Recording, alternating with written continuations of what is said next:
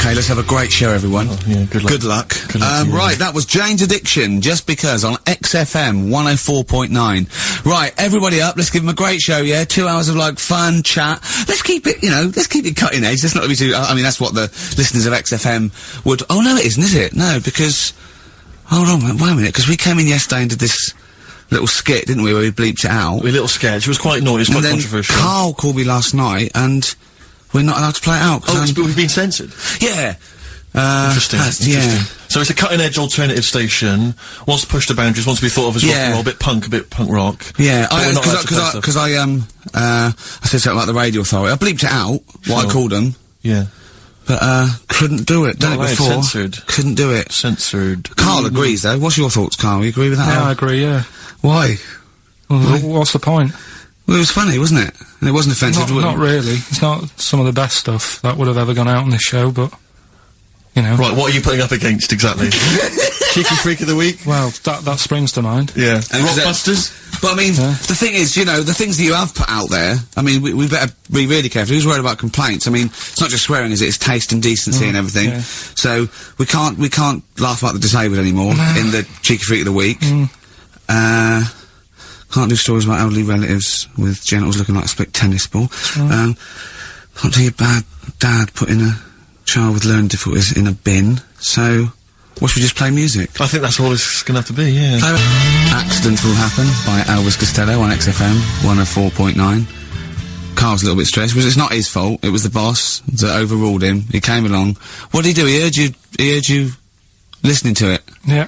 What did he say? He said, what's that? I said, it's what Ricky wants to play out tomorrow. Yeah.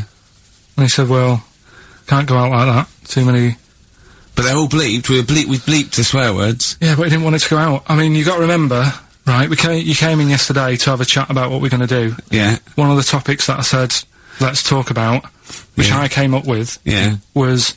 Let's talk about swearing. No, you said you never had a problem with swearing, which is normal. Yeah, that's right. And then we did the thing about, isn't it funny that you can, the thing about you can bleep a swear word by taking out the vowel. So we're going, so it's the vowel that's offensive, and we did a little sketch around that, and then ended, he wanted to completely obliterate the word in the end, didn't want to put the thing in that we said about the radio authority, which I think it was valid, and wouldn't have got a complaint. Yeah, but at the end of the day, he's the boss, and what he says goes, doesn't it? Sure. So, yeah, I was just gonna say, right.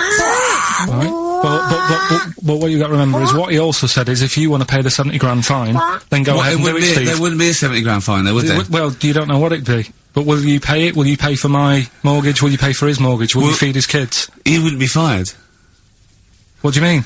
Well, I tell you what, if it's not a fine, we'd lose the licence, then we'd all be fired. Right. When you're sat Do you at home. seriously think you'd lose the licence for that sketch? Well, does he really seriously think you'd lose the licence? But it is not the worst thing we've ever put out or done or ever will do. Yeah, but it's the fact that he said don't put it out, and you're like, throwing your toys out the pram. I want to say it. How old are you? But you still want to put swearing out. It's a discussion about the radio authority and the way people are interested. Yeah, but leave it. Let's Don't move get on. annoyed. Yeah, but I'm annoyed because you've been at it since about 12:30. No, well, I like to get in early to plan the show. Yeah, but there's been no planning. So, to be honest, I'd turn off today, anyone listening, because there's nothing. Karl, there's never anything. There is, there's sometimes some good things, but today, seriously, What is there? I'd leave it. Something half decent that's been on this show. Loads of little interesting topics. Go on, I can't remember any. Right, gays in toilets. Yeah. Not particularly interesting. Fascinating to you, perhaps. Right, well, I'd prefer to hear that than just a load of swear words. Well, we wouldn't have heard any swear words, we'd have heard some bleeping. Right then, so that's entertaining, isn't it? Load of bleeps. It's because you don't want to stand up to your boss or say anything. Don't get annoyed with us. I'd stand up to her if I agree with what I'm arguing about, but I'm not falling out with him over some crappy thing you want to play out. Don't say crappy. Well, it doesn't matter, because I'm not here next week, I tell you that. I've canned this in. Don't say so crappy. if Andrew is listening, someone else can be here next crappy. week. Play a record. We apologise for the word crap. That's out of order, we should read that. Big Sir, The Thrills on XFM 104.9. Started off another nice atmosphere again in the studio.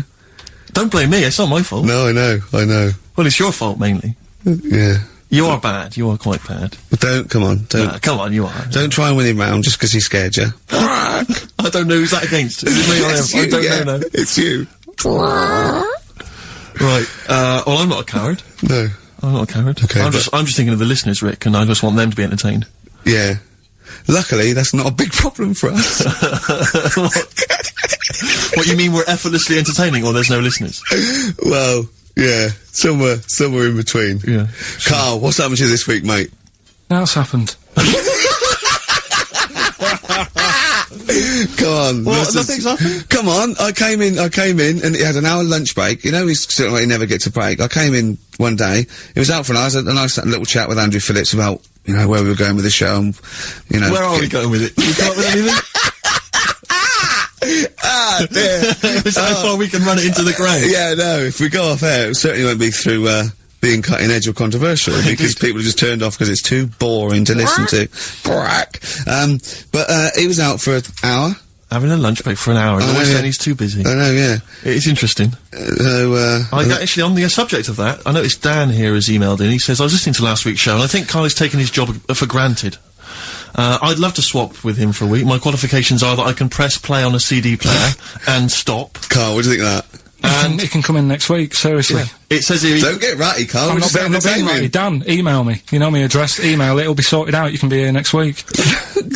Dan suggested we could call it Karl Idol, where people audition each week, or perhaps Bone Idol. I like that. Bone Idol. Brilliant. Have we got a monkey news, Karl? Don't know if I can be bothered. Play a record. Pretenders.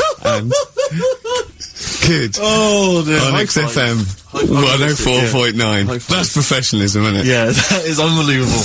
Ricky, I don't know if I can describe it really, the scene. You were going mental, you were shouting, you were really being quite an unpleasant character. But well, wait, the mic's come on, Rick, and you're you're a charmer. Funny how people get annoyed. Karl said that, we don't have to be here next week if Andrew gets annoyed. I went, this is entertainment. He pays us to entertain. We haven't done anything against the law yet, have we? Or offensive, or against the radio authority. Karl said crap, but I think we'll get away with that. Yeah. So what is there to worry about? Exactly. Right, let's just draw a line under the beginning of the show. Let's start again. Come on. Can we just hug and make up? Can we just have a big kiss? Yeah, come on. No, don't do that. Just, Karl, what have we got? What's on the list? We've done swearing, that's sorted out. Well, no, your point was more that weren't you interested in why swearing people find it offensive? Yeah, a little bit. Because that seems obvious to me. Because you were saying yesterday that you never understood why people find it offensive, weren't you? That's right. Yeah. But I know. Well, carry on. Yeah, but that's what I was saying to you, why you can't do it on the radio, because people find it offensive for some reason. I don't agree with it, but some people do. Yeah. I'm saying everyone swears. Bleep it out, I would. Bleep it out. Bleep it out, that's my theory. But you say that everyone swears. Not everyone does swear. I don't know why you've got this in your head, that everyone swears. I'm convinced. Everyone. What? Everyone? Like, you know, religious people, religious leaders? Jesus. I bet Jesus swore. Right. What's your evidence for that? No, I'm just thinking, I mean, things are better now than they were back then.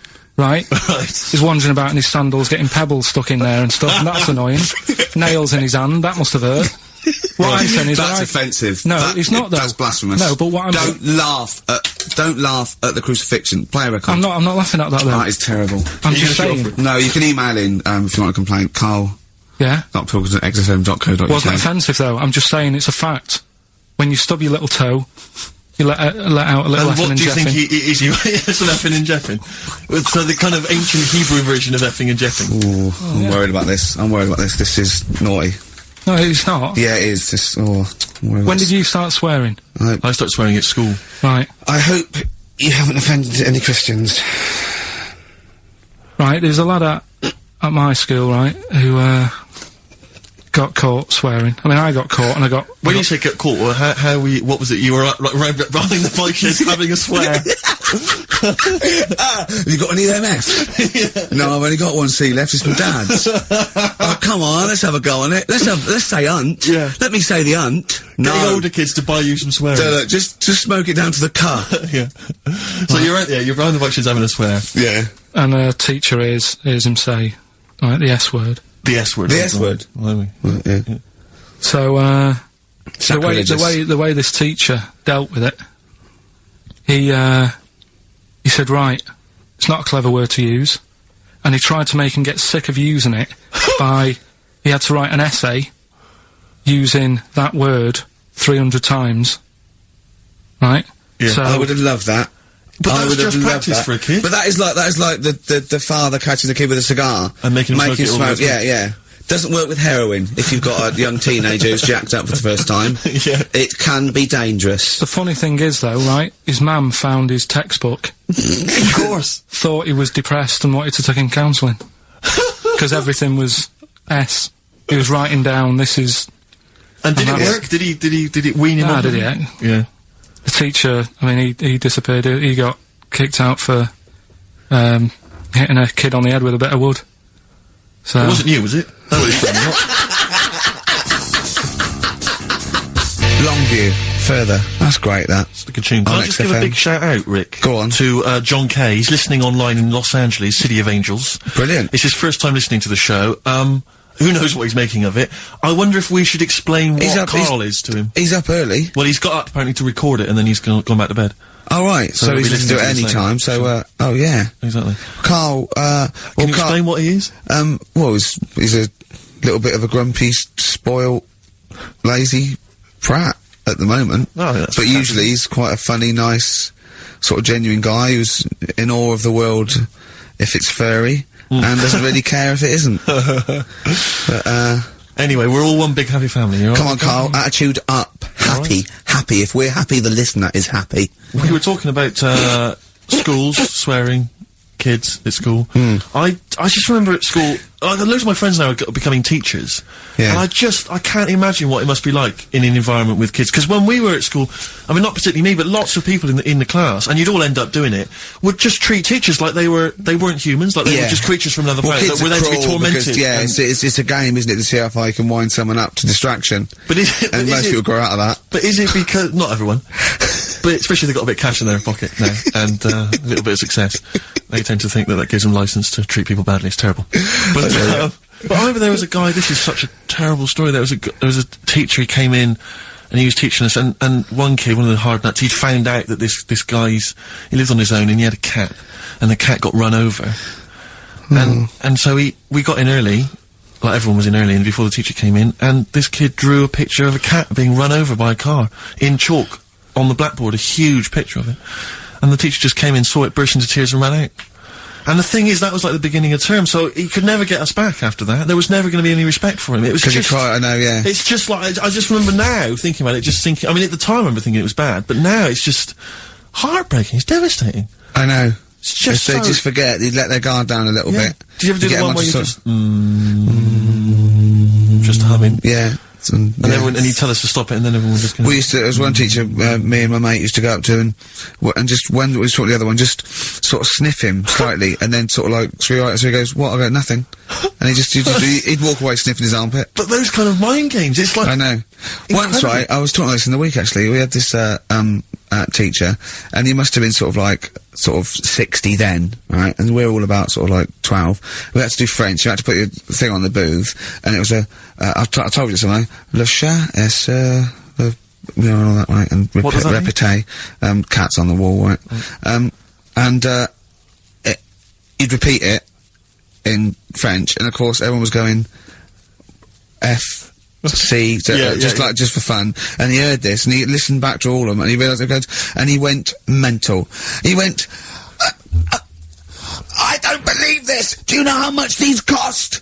He was going mad, and he was going red and bursting, like Karl was earlier, and it was like, I can't stand this anymore! Anyway, he picked up an exercise book, he said, look at this exercise book! Look! And, I won't say the kid's name, he went, so-and-so, look, oh look, he's put, and, I'll change his name, Smithers. He went, oh look, he's put Smithers in his shit. He goes, he's got Clever on this side, he's put Smithers in the lump of shit, that's good! Right, and he went berserk, he went, oh look, he's drawn a picture of a penis with wings, and he's written underneath, Dicky Bird. He went, is that clever? He went, do you want me to put a piece of paper up so you can come and write swear words and draw ladies' genitals all day? And I went, like that laughed, he went, I'm glad you think it's funny, Mr. Gervais! And he stormed out. Oh, God. Yeah. And did he ever come back? No, but we put the bit of paper up for him and said, look what we've done, you sir. That's a fanny. Yeah. There's some knobs. Yeah. Was it biology? No, it was French. Oh, French, of course. Yeah. Oh, that's right. I just remember things like games like, there was some cupboards at the back of I think the maths class, and one kid just got in the cupboard before the teacher came, and then sat in there for 45 minutes, and just towards the end of the thing just came out. Brilliant. Just came out and just went, and sat down. And just things like that, which just kind of, it's not, I don't know what it is, or I don't know what, it's just an utter lack of respect. I played a trick like that once in my first year at college. This is pathetic, right? We're on a hall of residence, right? And there was this woman, sort of middle-aged woman come around in a twin set, and I think she was from a bank, where she was doing students, gonna do a bank account, and, we knew she was coming up the corridor and she was not right, and so my mate got in my wardrobe, in this little room, right? Just sat there, she came and I said, have you banked? I said, yeah, I banked. I said, okay, can I just do it? And there was a knock on the wardrobe, I went, come in, and he just came out, and I went, alright, and he left, right? And she just looked at me, and I started laughing, I went, sorry, she went, you're not interested? I went, no. But it just fell flat. It fell flat. Yeah. Oh dear. Oh dear. Karl, a little bit happier now? Yeah. I'm happy. What have you done this week? Doesn't bother me that. No, what have you done this week? Doesn't bother me that. Karl, answer the question, you're the producer, what have you done this week? A few things. Oh, it's funny, right, because when he's moaning about, I was telling about, I'd caught him out, he says he doesn't get a lunch break, he had over an hour, and then he went, I think he went quite early that night to get a hob that hadn't been delivered or something, so, and, I said to, was it James Hyman was it, wasn't he? Yeah, that's right. And I said, James, he's always complaining about working, does he work hard? And he went, well, he doesn't work as hard as he used to. Play a record, Karl, will you? Interesting. Don't want to really hit the start button now, I might do it in a bit lazy. I'm not saying you're lazy. I'm saying, you know, maybe some people don't think you work as hard as you do. That's the way of the world. I'm not saying you don't work hard. Just reporting speech, really, on James Hyman. Calling him a liar. Play a record. Can't be bothered. Play a record, Karl.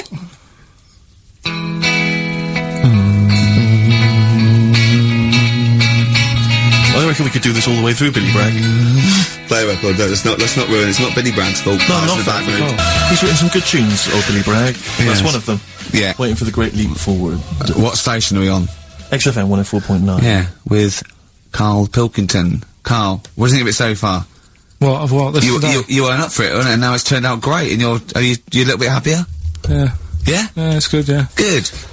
Just talking earlier about teachers, weren't they? Have you got any amusing anecdotes about teachers or anything around that subject? I didn't go to school that much. Go on. When I did, it was, I was telling Suzanne about it the other day how, you know, she goes out with me now and she thinks I'm great. She's lucky what she's got. No, she's done well. Yeah. Right? But I was the sort of kid who she would have hated at school because I never had, like, a pen.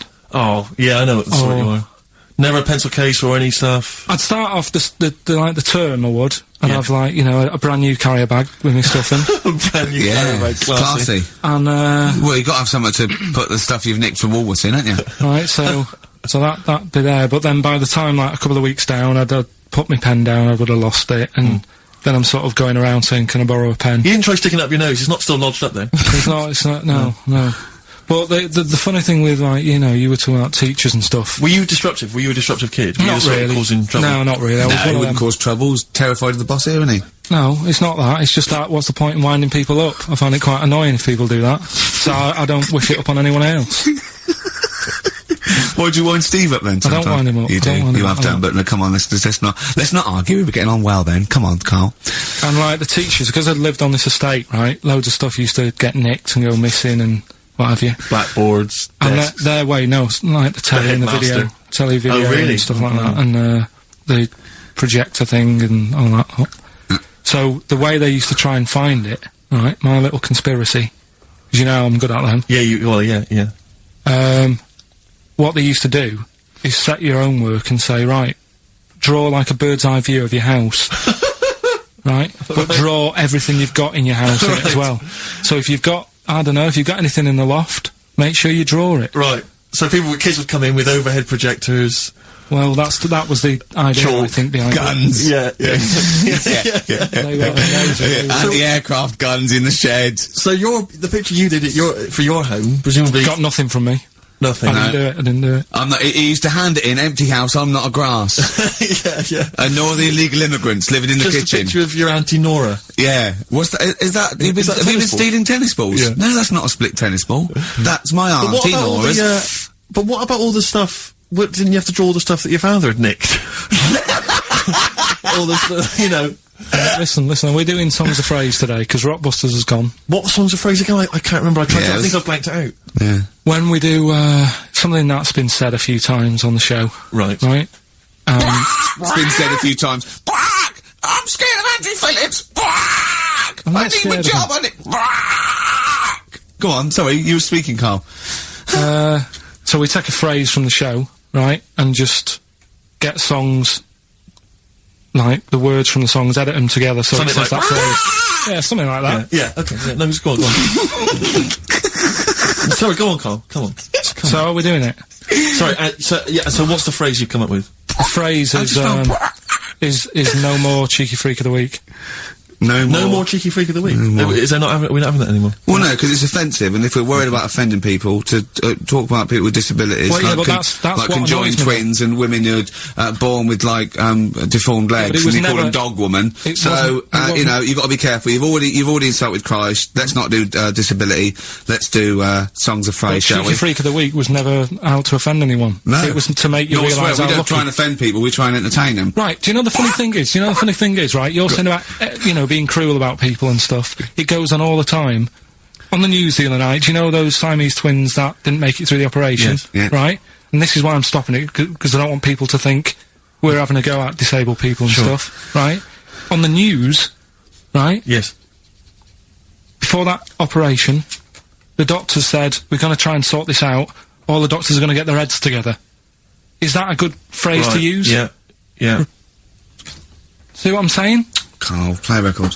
No, I'm Play just... a record. Come on. Are you offended, Rick? Are you...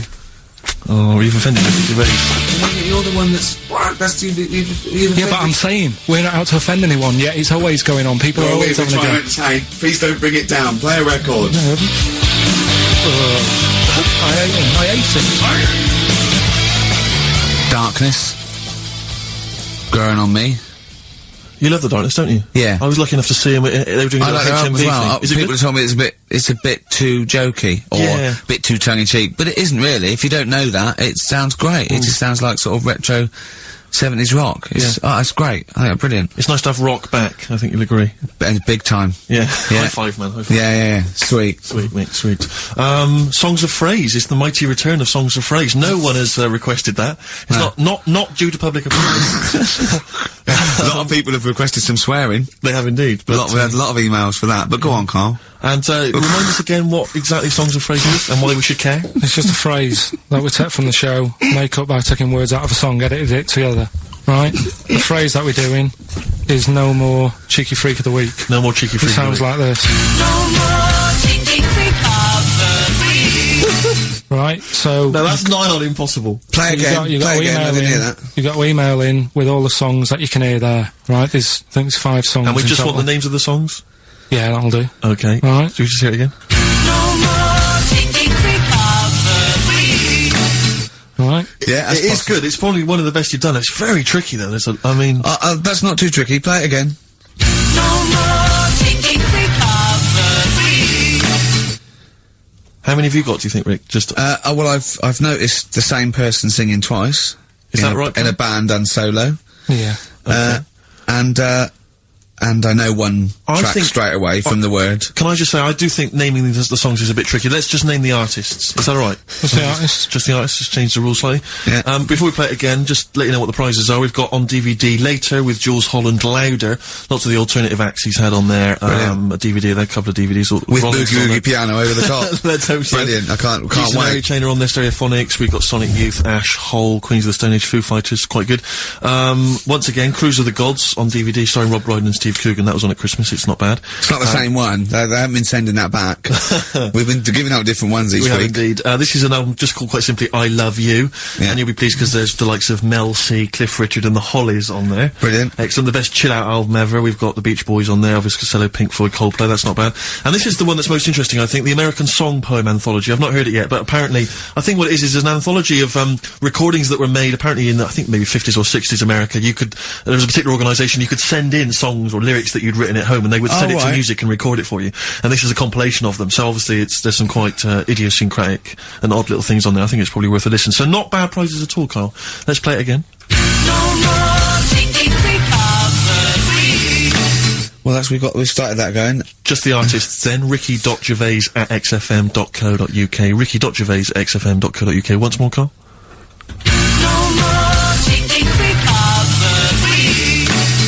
See, it's great. Yeah, not bad at all. A little bit of Elbow. Nice to hear that again. This is the one Red. XFM 104.9, Ricky Gervais.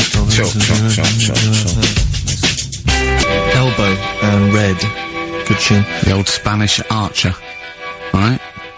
Yeah, Elbow. Oh, sorry, you've lost me. I wasn't listening. Elbow. Right? Sony award-winning from Ricky Gervais. Well, we're not allowed to do anything. Sure, a bit Andrew likes those sort of things.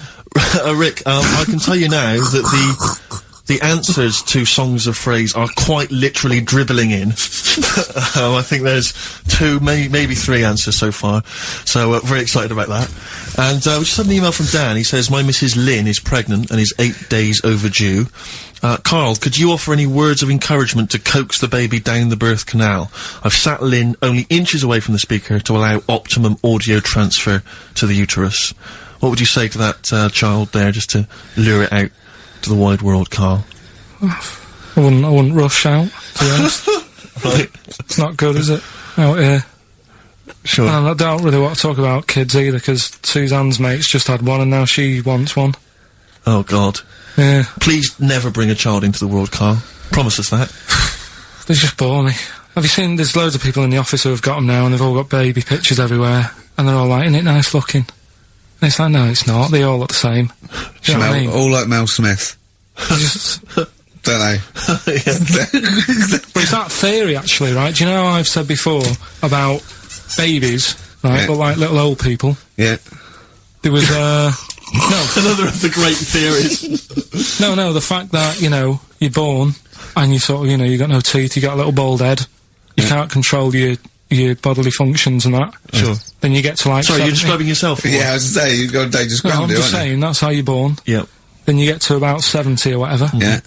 Well, that starts to happen again, doesn't it? Right. Yeah. Now, there was a story in America about, just backing this up again, 70-year-old fella. 70-year-old fella, okay. Little bald head. Yeah. Right? Probably no teeth. And that. Probably, yeah.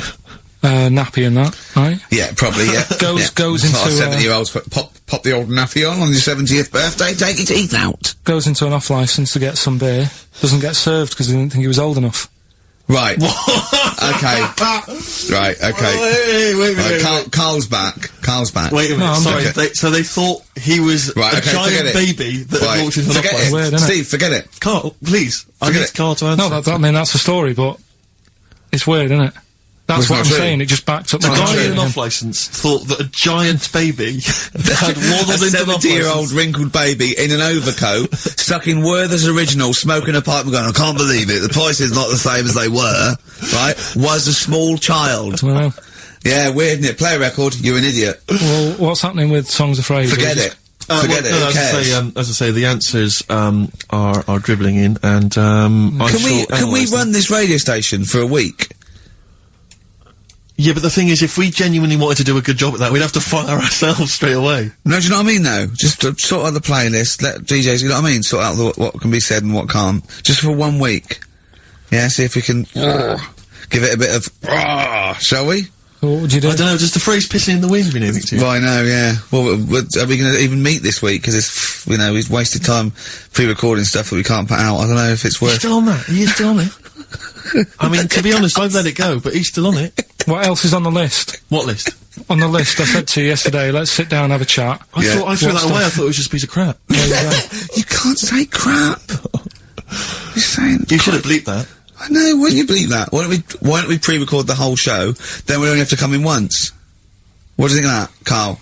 Carl. Whatever. Carl. Steve, what are you doing with I seriously think Carl. if we put out last week's show, would anyone notice? Carl. Play a record. He's driving me mad now, Carl.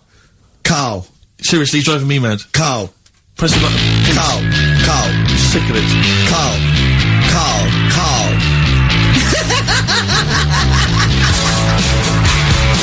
Black Rebel Motorcycle Club. Stop. On XFM 104.9. I reckon we could run it for a week, just to do a few little things. Bother though, I mean... No, but I mean, just like, you know, have a look at the playlist a little bit. Get some... Another phrase, polishing a turd. I think that's just another one that springs to mind. You don't say that, Carl? What, turd? Yeah. I think so, that's Well, alright. you said it, so you're the producer. Yeah, that's alright. Alright? Yeah. I'll tell you, I got it together. Capital. Oh, no, that's a classy station. I came in the week to just check Karl out if he was here. He wasn't. He was out for about an hour or so. And, I heard in the lift, I don't know what DJ it was on, he just went and, he was talking about that little girl, Summer, who, went missing, but then she was just found reading a book. And I swear, right, I swear, he went, and there's a lovely picture of her there, just reading a book. So, what a happy ending.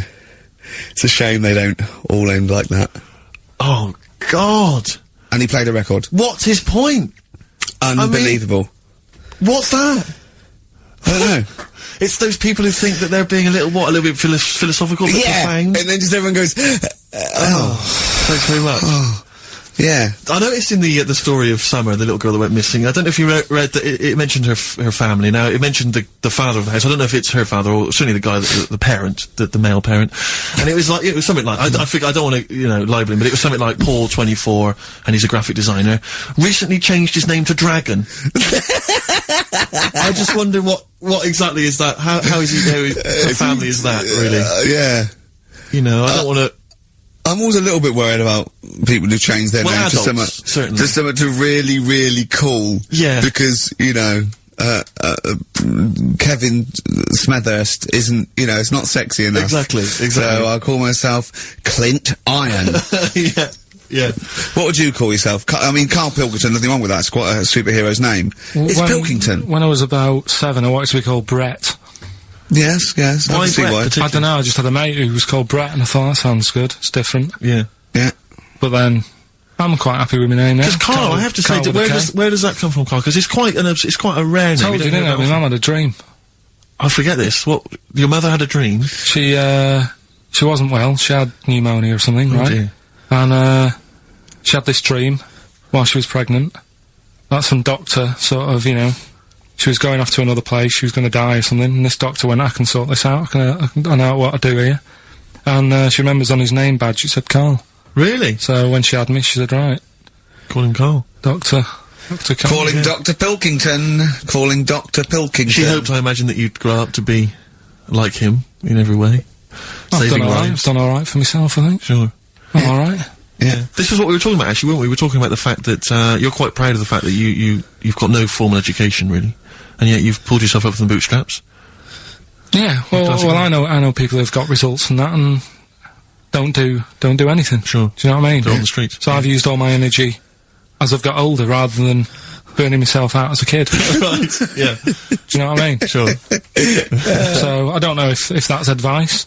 Should we advise that to young kids out there?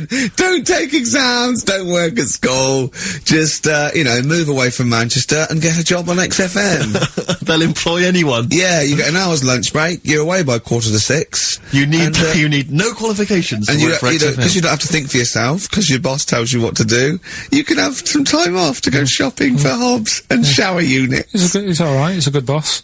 Yeah, I know. He'll let me have next Saturday off. He knows how tired I am. How many Saturdays has he had off? He's going away again.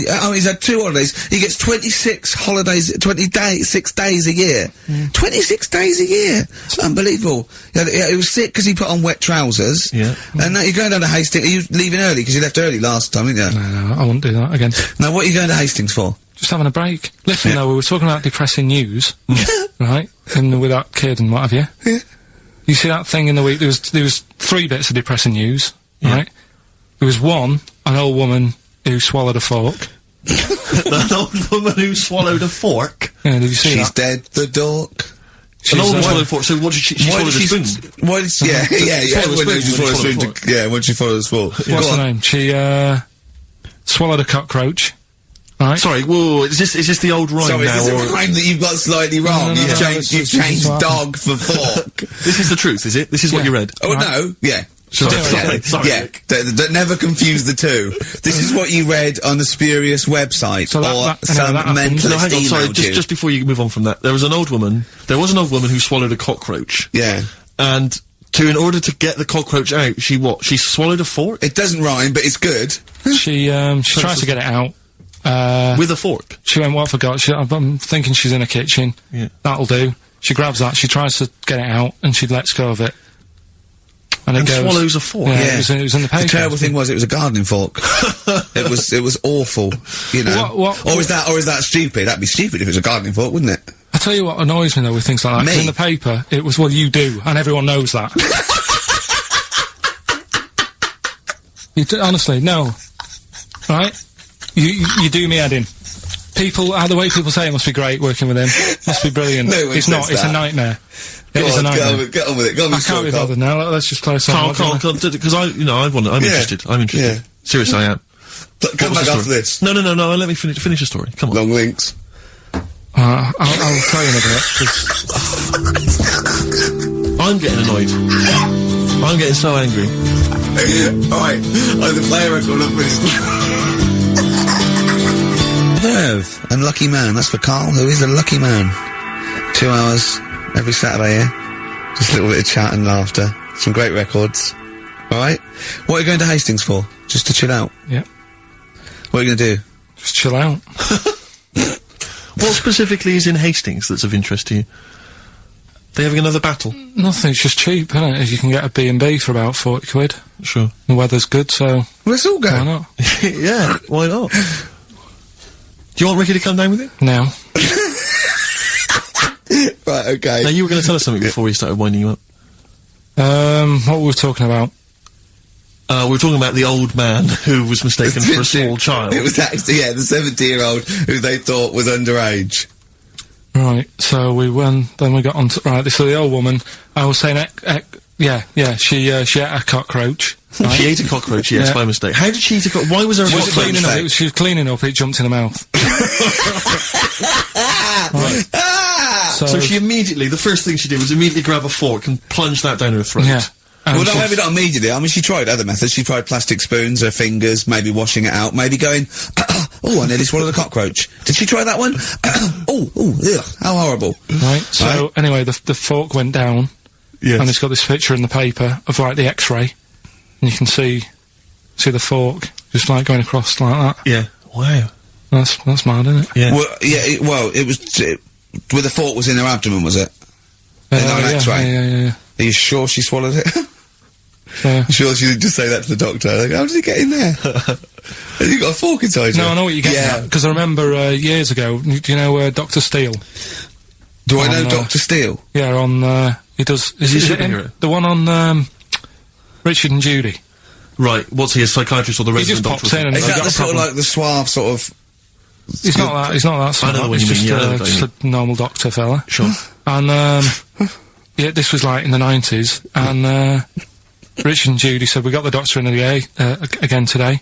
We're looking at things that, you know, have been inside people. And there's this one, right? Fella comes on, with an X-ray. Yeah. It's sat on a pint glass.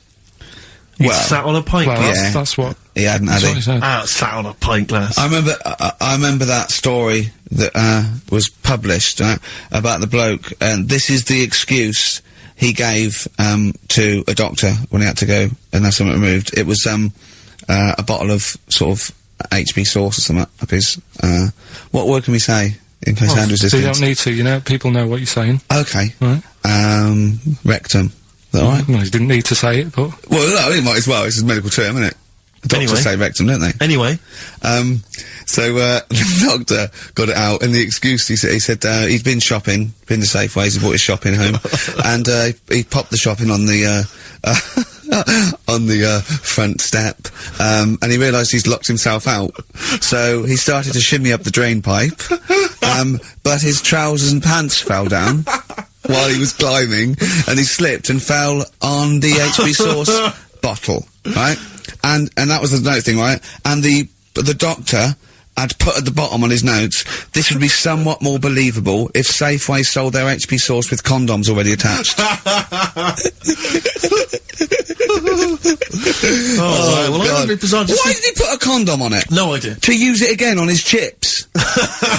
So he didn't just buy it to have a quick, you know. Yeah. He thought, well, I don't want to waste HP sauce. Sure. I mean, I use it at the arse, then I have it on the chips. Safe sauce. I always practice safe sauce. Always have safe sauce. Red Hot Chili Peppers, universally speaking on XFM 104.9, Steve. I'm just going to make every single one of our listeners shrug and kind of give a who cares look by saying that after the ads, songs of phrase answers. We've still got Monkey News, haven't we? Oh, Monkey News as well, yeah. Kind of, you're supposed to say something that will keep people listening during the advert. Should we bring back no, can't do Cheeky Figure of the Week. Playing some ads. Blackalicious and Deception on XFM 104.9, Ricky Gervais, Karl, Pilkington, Steve Merchant. Well, we were talking just before the ads, about, I think we were talking about objects being stuck up people's arses, okay? I think that was the Someone link, can just confirm that. It was objet d'art, What objet d'art? Arceus, objet d'art. Objet d'art. Which, maybe that's a new feature. Objet d'art. Objet d'art. Using objects you've stuck up your French for stuffing stuff up your arse. Yeah. But I remember when it's not really, it was just about objects and odd things in odd places. I, used to work for a magazine when I lived in Bristol. And, I remember the editor said to me once, he said, oh, we got half a page to fill. Do the usual. Phone up a hotel and ask them what the weirdest objects they've ever found left behind in a hotel room are. This was something they did every year. They just did they would phone up the local hotel. And I found out, I can only remember 2 of them, but they have stuck in my mind. These were found, I think it was the, Marriott Hotel in Bristol. Yeah. They were found by cleaners. A chicken. A live chicken? Hotel, yeah, a live chicken in a hotel room. And that was just left behind. And, a false leg. I mean, I don't know who leaves behind a false leg. I mean, presumably you'd notice if you didn't have your false leg, because you'd be lying on the floor. But I just remember, well, yeah, I don't know where else you'd find those 2 objects, except perhaps Paul McCartney's farm. But I've always thought to myself, who left behind a false leg? Maybe the chicken pecked it off. Yeah, well, possibly. The person with it just like went and goes, so much different, I keep falling over. Yeah. I don't know why, and where's my chicken? Yeah. She probably called later and said, did the cleaners find, chicken and false leg? I'll check. Yeah. We haven't had them handed in. Yeah. I don't know, we got a lot of chickens and false legs left behind. What was it like? Yeah. It was just a wooden thing with a foot. Has it got a foot on the end? Well, yeah. Yeah, we might have found it. It might be yours. In pirate films, they always had, the pirates would have the peg leg, which was just a piece of wood. There was no effort to make it look like a leg. I don't know why it didn't dawn on them then to make it look more like a leg. I mean, I don't know at what point. I quite like a big. Do you know why? I wouldn't really be that interested, but I'd be marginally interested to see the history of it was peg fashion, leg. because they didn't wear long trousers then. So they all stopped to the knee. So, right. why are you wearing long trousers? No reason. Let's have a look at your legs. Yeah. Oh, it's more embarrassing, you see, if you hide it. Yeah. It's like they had a hook. Yeah. Why didn't they have a glove? A hook is never a glove. It's not a practical enough thing. It is if you're abseiling between 2 buildings in a hurry, because then you can just use it straight down the wire. But a hook is such a grotesque thing. I mean, I don't have a go at 'em. But I mean, there's no one except that weird guy who's up in North London who's still got a hook for a hand. Well, I think it is useful. It's good. Well, no, it's good for carrying bags. Yeah, carrying shopping. Do you think that was the concern of pirates? Well, that Tesco. I mean, they didn't have like animatronic sort of stuff then, did they? I know, but it's just so. I mean, you know, it's just not very flattering, is it? A hook. I mean, you know. Jane was at school with a kid who had lots of different things, like knife, fork, he could screw onto the end of it. That's brilliant. That is brilliant. That's good. That's almost as good as having a hand. Yeah. For the canteen. But at school, you'd be the coolest kid in school, surely. Bit more frightening in the swimming pool. Or on a bouncy castle. Yeah. But yeah, for chopping up a bit of, I imagine him being banned from the bouncy castle at the fate. You can't let him on. Oi, Hooky, get off. You're not welcome on here. Like to apologise for some of the things said in today's show. But what happened when he started asking girls out and stuff? I imagine he spent a lot of time with his hands behind his back. Oh, God, with a sauce bottle in one. probably. That's so and I can get tragic. out with this one. Yeah. Doctor said, that's handy. There's a fella in Ward 2 that's got a shopping We should bag put up you his two arse. together. Just pop it up there, pull it out. Shopping intact. Done. Anyway, Hastings answers to soon. Rockbusters. It's going to Hastings in 10 minutes, isn't you? Can't wait. Can't He's wait. looking forward to it. Lovely day. Lovely town. Nice little trip. Chill out, come back refreshed. Monday. Let's do some work. Ooh, you'll sleep tonight. What does the boss want me to do?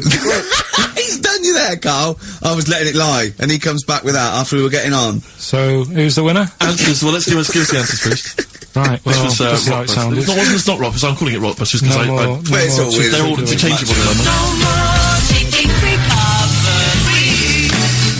Right, Paul McCartney, Cheeky Girls, Sugar Babes, Space and Beatles. Okay. Brilliant. You've really, I mean, if you're not interested in it, Carl, seriously, mate. Anyway, we're going to give the prizes, which are pretty good this week, to James Waters from Colchester. Well done to him, he's got them pretty much right. Where's Dickie Anderson? Not heard from Dickie Anders for a long, long Because time. I wanted to, if there's one show I'd wanted to hear, it's this one. Because we've pulled out some of the stops now, haven't we? He's excited because he's going away, so he's putting an extra bit of, come on, let's play a record. Let's play a tune, then let's come back with Monkey News. Can we have some Monkey News to end with? Yeah, he's excited. Placebo in this picture on XFM 104.9. 8 minutes to go. Let's make it a good 8 minutes, and then we can all chill out. Yeah, enjoy the rest of the weekend. Play the jingle. Chimpanzee, that Monkey News. Excellent. A particularly aggressive jingle this week. Wow, Yeah, looking forward to this Monkey News. Carl. Right. Come on. So, what's the name? What? We've done, Sorry, what? Brilliant. we've done a lot of monkeys who, like, got involved in crime and stuff. Yeah. Yeah. Right. We had, the one on the train station, Yeah. nicking a bag. Yeah. We had the one who went Don't into a remember that one. bank. Who cares? Went into a bank. And walked out with the money and stuff. Yes. Right. Didn't happen either. Next. But the thing is, you never sort of found out what happened to them. If they sort of got worse, got more involved into This is crime and Monkey stuff. News update. That would be amazing. Brilliant. What they found out in India is, Yeah. it's got a prison. It's just for monkeys. You mean wild animals? You mean A zoo? Yeah, a zoo or a kennel or No. something that where they've been gone mental or something. No, it's a prison. Yeah, Prison. does it have fraud cases? It's got. It's mainly Mainly sort of animals that are attacked things. And it's mainly violence, I bet. That's my that and theft. say it Taking again. Stuff. Theft. Say it again. Theft. Say it again. Robbing. No, let's go back to that word. We're going to keep doing it. We've got 6 Robbing. minutes. You're going to say the word right before you go to Hastings. Well, you say it. No, Well, you no, say because then it you know how to first. say it. Well, alright, robbing then. It's been caught robbing. Say it again, though. Who's anyway. robbing? Who's robbing? So, they've got this prison, This right? is extraordinary. Say it again. No, you're not going to say it? Oh, go on then. So they got a prison for them, right? And, there's 11 of them in there, 11 monkeys, Right. that are in there for life. Because that's... I think there's one just got out on parole, right? No time off for But the there's bag. 11, I'll give you the bit of paper, because I thought this was... Weird. Now Even you, what- you thought it was a bit weird. Now, Carl, what are they in there for, then? Because, I mean, they're in there for life, so I'm assuming it's murder, is it? Premeditated murder? They're not crime bosses, are they? They're not... Are they into the- kind are of they the- prostitution and gambling? Are you sure they're not racketeering? just the pawns and the head sort of like orangutans up a tree going, remember, you don't know me. You're on your own. If I go down, you're all coming with me. You take some of your gorillas down there and sort him out. Oh, the great banana robbery. It's not. I wonder if they get them. Right, go on then. Okay, let me see. Now, I don't know what source this is, as ever. Is it just the back of a fag packet found in a toilet? Well, no, I mean, someone's clearly... If this is nonsense, then someone's clearly gone to a lot of effort, because it does open with the headline, "Parole unlikely for inmates of monkey prison." Yeah. Officials say 11 inmates at India's only monkey jail. Officials? Now, what kind of people work at a monkey jail? Where do you work? It says officials say 11 inmates at India's only monkey jail are unlikely to ever be released. The prison in Patilia houses monkeys apprehended by game wardens in Punjab state for thieving and attacking people. The Daily Telegraph reports how the monkeys at the prison in Montebello, snarl and glare at visitors from their heavily barred cages. 2 monkeys were released a year ago after exhibiting good behaviour for 18 months in the jail. They have remained out of trouble. Prison can work, that's good. So all 11 basically, monkeys... they were aggressive wild animals that were taken away from the public for their own good. And robbing and that. Wildlife officials believe part of the problem has been caused by thieves training monkeys to help them. Lorry drivers training monkeys as guards for vehicles, and itinerant entertainers using ill-treated monkeys as part of their act. It's the monkey that takes the rap. It's a shame, that, isn't it? That is awful. They didn't know what they were doing, did they? So there you go. What do you think of that, though, Karl? What would if you could visit them, like Lord Longford or something? What would you say to them? You go there and you get a visit a week or something. You know. So can you get us a video? Alright. Do they get conjugal rights? Do you reckon? You wouldn't be interested in that, though, would you? They get what? Would you be happy to give them their conjugal rights? Yeah, would you? Fair enough. Alright. Off to Hastings. Off you See you go. later. Tom Petty and the Heartbreakers, Breakdown, and that's for Karl's behaviour last week. Karl, you seem to be a little bit happier. Last week, I mean, we were worried about you. You sort of slipped into some sort of, like, weird depression. You played placebo twice, so you weren't concentrating. I know what you're going to say, that, me and Steve were annoying you, but, you know, that's an easy excuse. I mean, I think the listener can make up their own minds. No. It's just like I say, though, it's like a murderer, right? He might not have done that if it was a different day, if the sun was out or whatever, and everything just happened at once that wound me up. Right, so it was like a crime of passion. You'd be let off because those sort of you'd never put yourself, say, in a position again where you'd have 2 people trying to wind you up for, you know, the sake of fun and laughter for the public on a tin pot radio station between 1 and 3 every Saturday. Yeah, but you would never do that again, would you?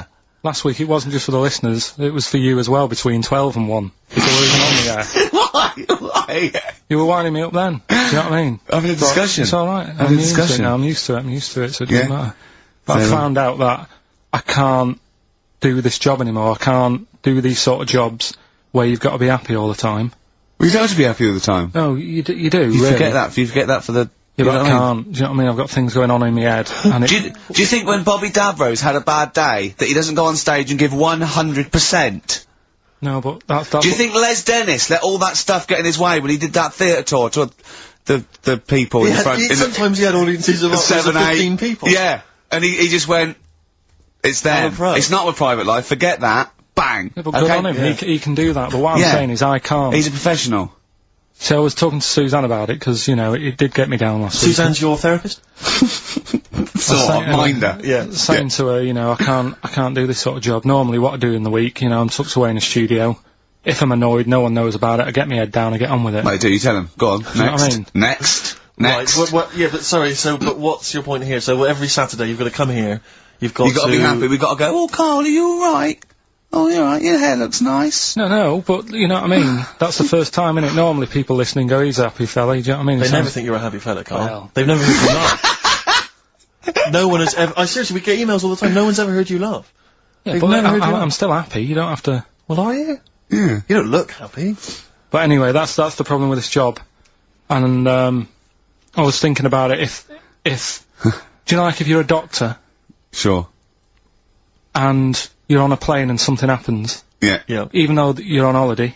Yeah. You might have to save someone's life just because you can. Next! And I'd be thinking, I'll keep quiet. Sure. I love that! Yeah. See, that's one of the reasons why you didn't actually qualify. as a surgeon.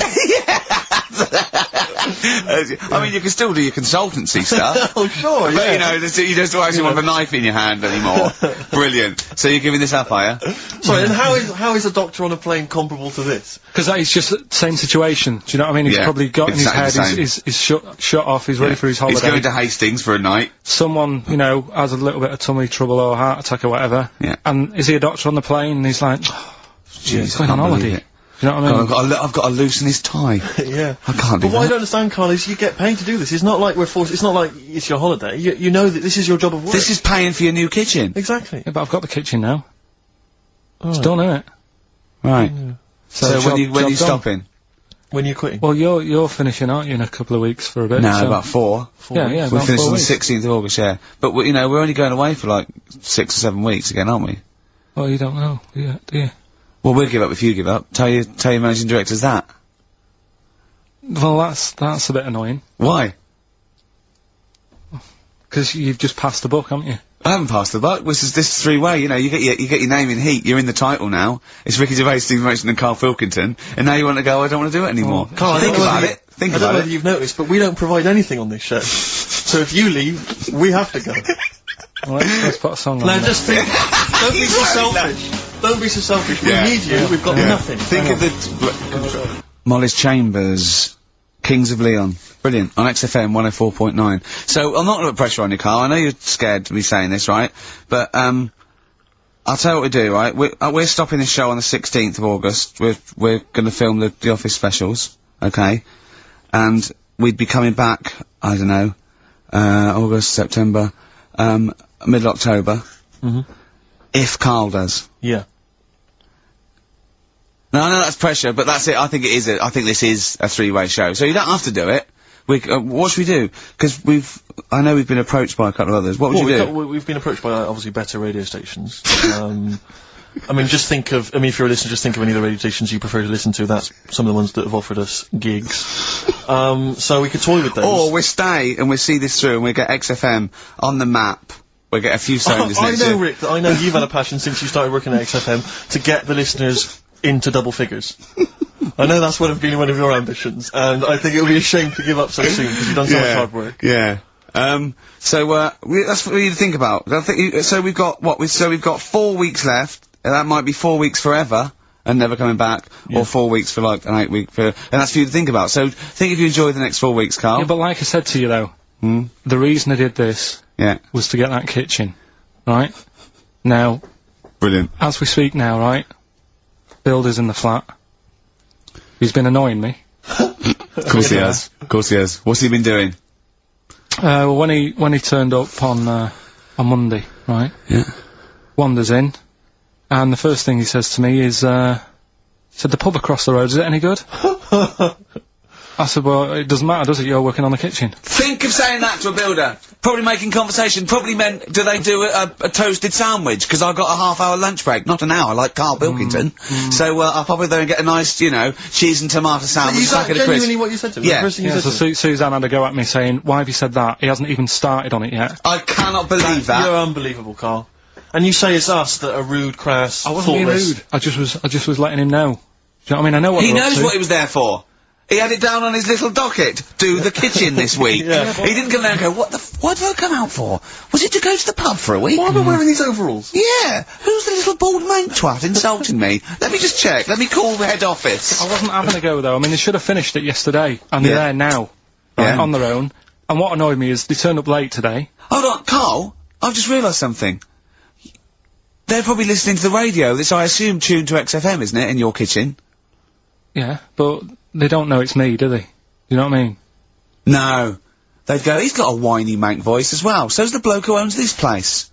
And the bloke who owns this place, when I said, what's that pub like across the road, said, well, you won't be bothering that, he's working on this. No, he won't be able to put two and two together, will he? You've suddenly, the penny's dropped, doesn't it? You've suddenly realised, look at his face! Yeah. He's suddenly realised they might know it's him! And they could be listening, and they're gonna clean you out, mate. Oh, if you are the builder, working in, where is it? I won't say the address, but it's, Central London, isn't it? yeah. Go Yeah. mental. Have whatever you want. Opposite Seriously. that pub that you Yeah. like, that you're, He'll probably be in there now, so he won't be listening. oh, insulting, You know what I mean? insulting a That's a British further workman. He should have been in just go today. mental. He should have been in at 8 this morning, Just which annoyed go me anyway. mental. Why? I really don't understand why they've got to start so early, right? Yeah. But he said he'll be there for 8, turned up at 9:30, Yeah. right? Wanders in, and what annoys me is, he could have left all this downstairs. He had a paper under his arm, Yeah. one of those crossword books, and a pot noodle. Now, I'm not being funny, but most of them take quite a bit of time. A crossword book, he's not happy with just the one that's in the paper. If you're listening, if you are the builder that's listening now, doing Karl's flat, what about pissing in the laundry basket? Lonesome Day, Bruce Springsteen, on XFM 104.9. So, you've realised now that the builder could well be listening, knowing exactly who you're talking about. there's a chance of it. Do you know what I mean? Yeah. 'Cause I didn't think about it, but you're right, you know, was tuned onto that. I think he did flick it on, thinking about it, thinking back. If so, yeah, he's probably listening now. No, he probably isn't. He probably listens about half hour. If he's got any sense, he turned it to Heart or Virgin or Magic or something, but, you know, there is a chance. Good advice to the listeners. Yeah. If you've got any sense, if you finish your crossword puzzles. I think, you know, according to our figures, there's a 5% chance of him listening to it. Yeah. So, if we want to be accurate.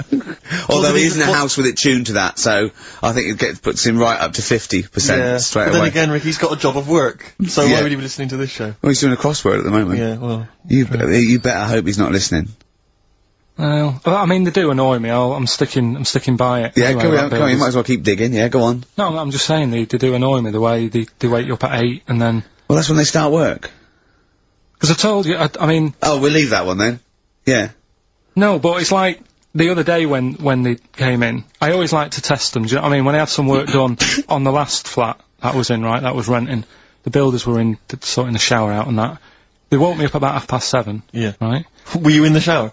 No, Good thing about cleaning this shower, there's never any hair down the plug hole. Yeah. Right. So, I left early to come to work, right? Sure. And I thought, I wonder what they're doing. I wonder if they have started. So I walked back to go back in. They'd left the flat and they were sat outside having a Starbucks. And it just annoys me that they couldn't do that first. Do you know what I mean? Have your breakfast first, then come and wake me up. But don't wake me up to then get me out of the flat and then say, right, let's go and have breakfast. Well, they've probably got to get in, haven't they? What for? What for? They can put all the tools in the little lobby bit. Do you know what I mean? Yeah. Just winds me up. Sure. Now the thing is, the guy today who's doing the tiling, that's narrowed it down a bit more, right? When I knew he was in there, I went out for a bit, had a cup of tea and a bacon butty, right, at a cafe. And I went back and I was really quiet, put my key in the door and opened it really quick to see what he'd be doing. And he had actually started work, so fair play to him. What if he'd just been exfoliating himself naked on the kitchen floor? Yeah. I'd say, right, caught you. Don't use my exfoliate. Yeah. So, yeah. If you're listening, go through the wardrobes upstairs. Go through the wardrobe, get some stuff, yeah. They won't get anything. I've put everything in places where they wouldn't think of looking. For jewellery and stuff. So you're thinking that where have you put the jewellery? I'm not saying. Go on. So you're thinking that they're going to thieve from you as well? Okay, so if you're listening, don't think about the obvious places when you're looking for the jewellery. No. But I do things, I would do things like, you know, just pop a little bit of urine, maybe in the salt cellar or something. Yeah. Just do something. I'd say what I do is I take the toothbrushes in the bathroom, just pop them in the toilet, flush it, and then take them back again, just pop them back in there. Leave them nothing, leave them out. When they were coming last week, I brought the biscuits to work. Suzanne was like, no wonder you've got no mates. You brought your biscuits into work? No, they weren't a tin, it was just a packet of good quality cookies. Good quality cookies! Oh. Yeah, you thought I'd be down if they're Oh, God. But that's what Suzanne always says, don't know, you know, why you like this, because, you know, it's not as if you've been sort of harmed as a kid or anything. But I like the fact that you once said to us that you don't need friends. You don't like friends because they're a bit of a pain. Because they call you up and they want to be with you. Yeah, but mates are a hassle. I woke up today, right, and I think it was might have been on 5 Live or something this morning in the bedroom, right, and they were talking about how it's Nelson Mandela's birthday, 80-odd, 20,000 people turning up at his party. I thought, I'm glad I'm not in. I couldn't be dealing with that. 20,000 people. Think of the carpet afterwards. I mean, a good percentage of them will putting out fag butts on his carpet. After Tommy Walsh and Charlie Dimmock, what's her name, did lovely patio and a water feature, he's gonna come back and he's gonna go, oh, it's ruined. And what's he doing for his birthday? Karaoke? Chinese meal? Bit of karaoke? I wonder what Nelson Mandela's birthday party is like. Big cake. Bit of an enormous cake. Yeah. The Spice Girls jumping out. Yeah, the Spice Girls, isn't it? Well, everyone. I don't know. Yeah. We are the only 3 people that hasn't met him. I thought everyone's file would have been in the cake. Yeah, yeah. Just in case, you never know. And, if Winnie calls, I'm not here. Have you not invited her? No, of course no, definitely not. Poor Nelson. Happy birthday. How old is he? 85. Oh, well done. Well done. No, God bless him. God bless him. Oh. 85 today. Oh. Right, bit of songs of phrase next then, yeah? Do you reckon? Oh, really? What's that one? Wait a minute. Right. Silence is Easy by Star Sailor on XFM 104.9. Sorry, just suddenly struck me something. I don't know if I mentioned it before. You mentioned that you tried to catch your guy out when you came back once. You opened the door really quickly to see what he was up to. Did I ever tell you when I was at university? Now I'm very tall and I've got enormous feet. Size 14. Size 14 shoes. And when I was at university, everyone, it seemed to me, was wearing Dr. Martens. It was like, you had to wear a pair of Dr. Martens. It was kind of the rule. Dr. Martens was too big for you? Yeah, so that's a big pair of Dr. Martens. That's where the myth of the old woman who lived in a shoe, I think, came from. People with my size shoes. Anyway, I just literally kind of moved to university. I'd been there for like literally a couple of months. And obviously in that first period, you're quite keen to kind of, reinvent yourself, strike yourself, try and give an impression of perhaps being quite sophisticated, worldly, cool, all those things that, you've left behind all your childhood friends, so you're trying to, develop something new. You didn't bother? You didn't? What, sorry? You didn't bother? No, I was working hard on it, and I was kind of, I was doing alright, and I had my tie-dye shirt, I was looking good. And, so I was trying, working hard to try and seem kind of cool and, not freakish. And, I came back from studies once, and I came in, and there's a little old cleaning lady that kind of would always come in every day and clean up our halls of residence. And I came back, and my, door of my room was open, and there was like a little huddle of people just peering in, right? And I thought, this is odd, that my door's open and I'm not in there, and there's people staring in the door. And I looked in, and the little cleaning lady had my Dr. Martens on and was clomping around. Making them all laugh. Making them all laugh, doing an impression of me. That's amazing. Imagine that! Imagine the psychological scars that has. I know that she's more popular than you. Yeah, exactly. And they go, come on, Maud, let's go to the JCR. Exactly. And they carry her down. They go, drink, drink, drink, drink, drink. And she goes to you, Steve, you better have that spotless by the time I come back. And you go, alright, I will, alright. But what I like is the fact that I'm sure that's not part of the cleaner's code. The cleaner's code is you don't have the keys to everyone's room, so you can go through their belongings and play practical jokes. I mean, surely it's a kind of, there's a trust. She must have looked like a wall bracket with I went bowling with him once the first time, and we went bowling at this place. Where was it? Up in Finsbury Park. And, I'd never been before, and he goes, you got to wear special shoes. I went, alright. He went, so. He goes, have you got size 14? And she went, yeah, I've got one pair. And she put them on the table, and they look like crusty.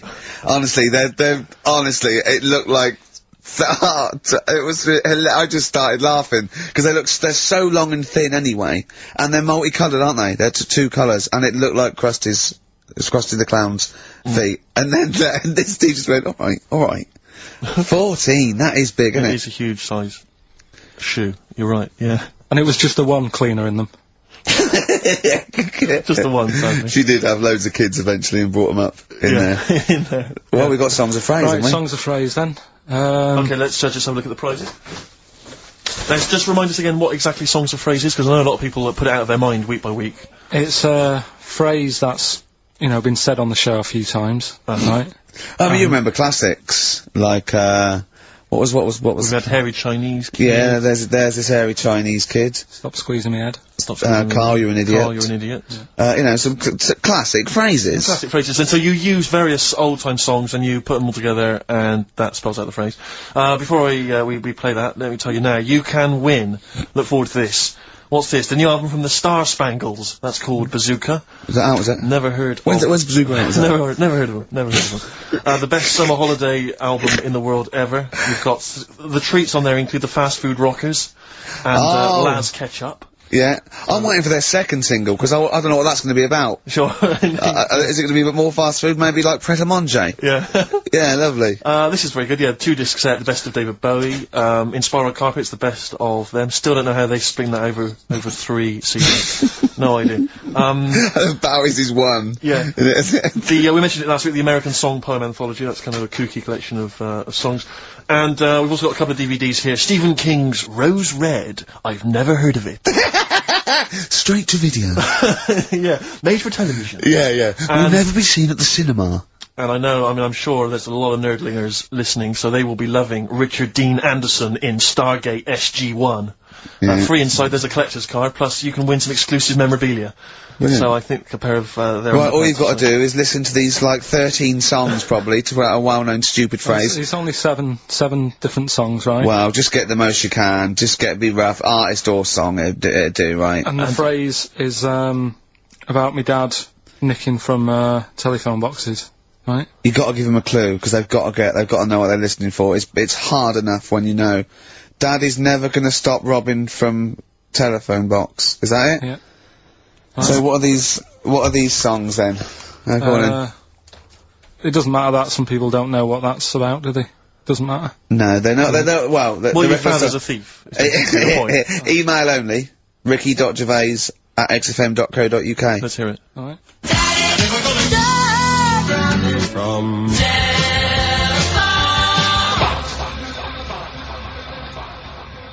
All right. Also not grammatically correct. No. So it's Daddy never gonna stop robbing from telephone box. Rubbish. Unbelievable. Play it again. I think we just need the song. That's all we're after. Yeah, just the songs. Right. From...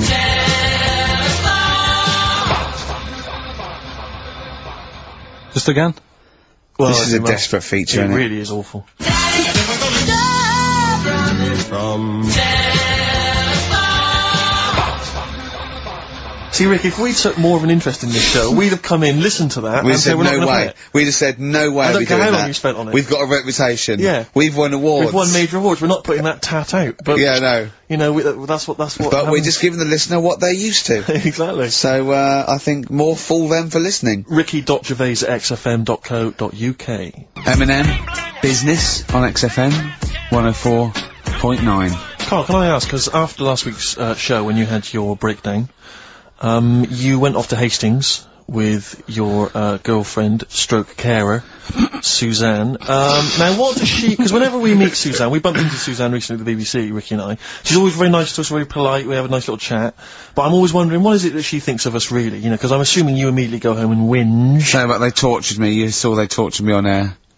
Now, what does she make of us? Did she listen to the show last week? Yeah, she did, yeah. She knew I was annoyed. Right. So, she sort of gave me a look like...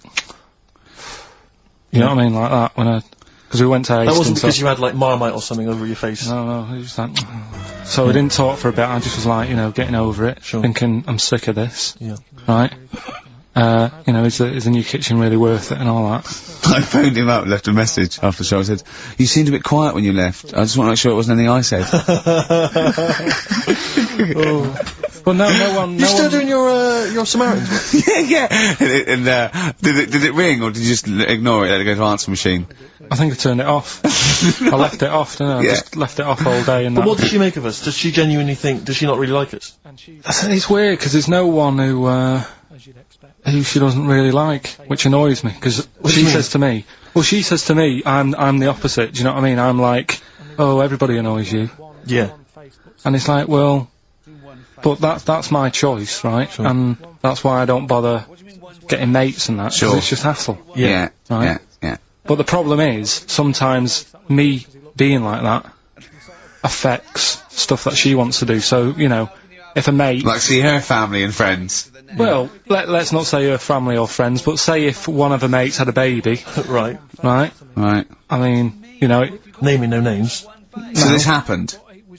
well, I've just got to gotta watch be what I'm careful, doing, haven't I now?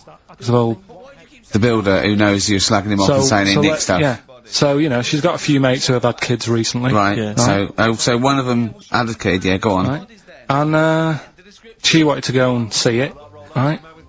And she said, you can come with us, and I was like, you know what I feel about babies. Sure. You've seen one, you've seen them all. Yeah. So, They all look like Mouse Smith. Why do I need to see another one? right? And she's like, yeah, but come and see it, you know, you get on with them. Come and see them. And I was like, it's a long way away. Yeah. Do you know what I mean? That's probably narrowed it down again. Yeah. So, and that annoys her, because I can't be bothered. Do you know What what I did mean? you say? Did you say, oh no, I'm not coming to see him, I don't I'm like not him? going all the way to Swindon. What did she, did you, yeah, or Birmingham, or Cornwall. Yeah, wherever. Well, you know who you are, if you had a baby, Yeah, sort of in the but- last, but- sort of, but- Carl yeah. didn't show up, and Suzanne said, what excuse did she say? You were working, or busy, or? No, well, to be fair, I was working, right? And they Yeah. are nice people. And Oh, stuff. now you're backtracking, because No, now, I'm just do they saying, yeah. listen? Yeah, but Do they listen to the show? They might do. So So you know they listen to the show. So once again, you've got an anecdote where the people who you've admitted to not liking to see their baby or care about them are listening to the show. No. Maybe it's, I don't know, maybe the builder's listening once They're again. nice people, I like them. Just sneeze in the chilli pot. When the kid's older, I'll go and see him. Yeah. Just, you know what I mean? When it's got its own little character. As a baby, it could be any baby. You know what I mean? It's got nothing to offer me. I know what you mean, It could be a toy baby. But you know what I mean? It could be a bag of sugar. No, I know what you mean, yeah. When it can start talking and, you know. Play Lend you around money. with it. Yeah. Got good toys and stuff. It's well worth going, but at the moment, Yeah, nothing. I'll see it when it smells So you sick. go, oh, you want to go? Yeah, brilliant. Put it to bed. Let's have a game of Scrabble. Yeah. Do you know what I mean? Yeah. But yeah, that's what we were talking about on our way to Hastings last week. For me, that's where I went to chill after the. And that's where you decided you couldn't give 100% to the public if you weren't having a good day, like me and Steve do. Come rain or shine on a tin pot radio station that really doesn't, keep me in frappuccinos these days. But we'll say once again on air, this is official, and this is not to put pressure on you, that me and Steve are going away for a couple of months on the 16th of August to do the office special, and if Karl doesn't come back, nor will we, because I see it as a three-way thing, and that's the truth. Rick, you've said that a couple of times now, as though you're expecting a flood of emails and calls. Nothing. No, I'm just trying to get in pressure There's been nothing. because I know for a fact that they want us to come back, and I know. I think maybe not the listeners though. No, the listeners don't care. They don't care Listeners then. could they don't care who stands in. Do you know what I mean? Incidentally, what frequency is Magic? It's 105.4. Worth checking out because I had a great. Heart is 106.2. I think. Virgin's 105. Bloody good station. What is that? 105.8. Yeah. Which is Well, check press good. for details, but Yeah. or watch some cable TV. There's some good stuff on. Yeah, Kisses 100. That's easy to remember. There's a new Ride album out, gentlemen. I think you're probably quite excited.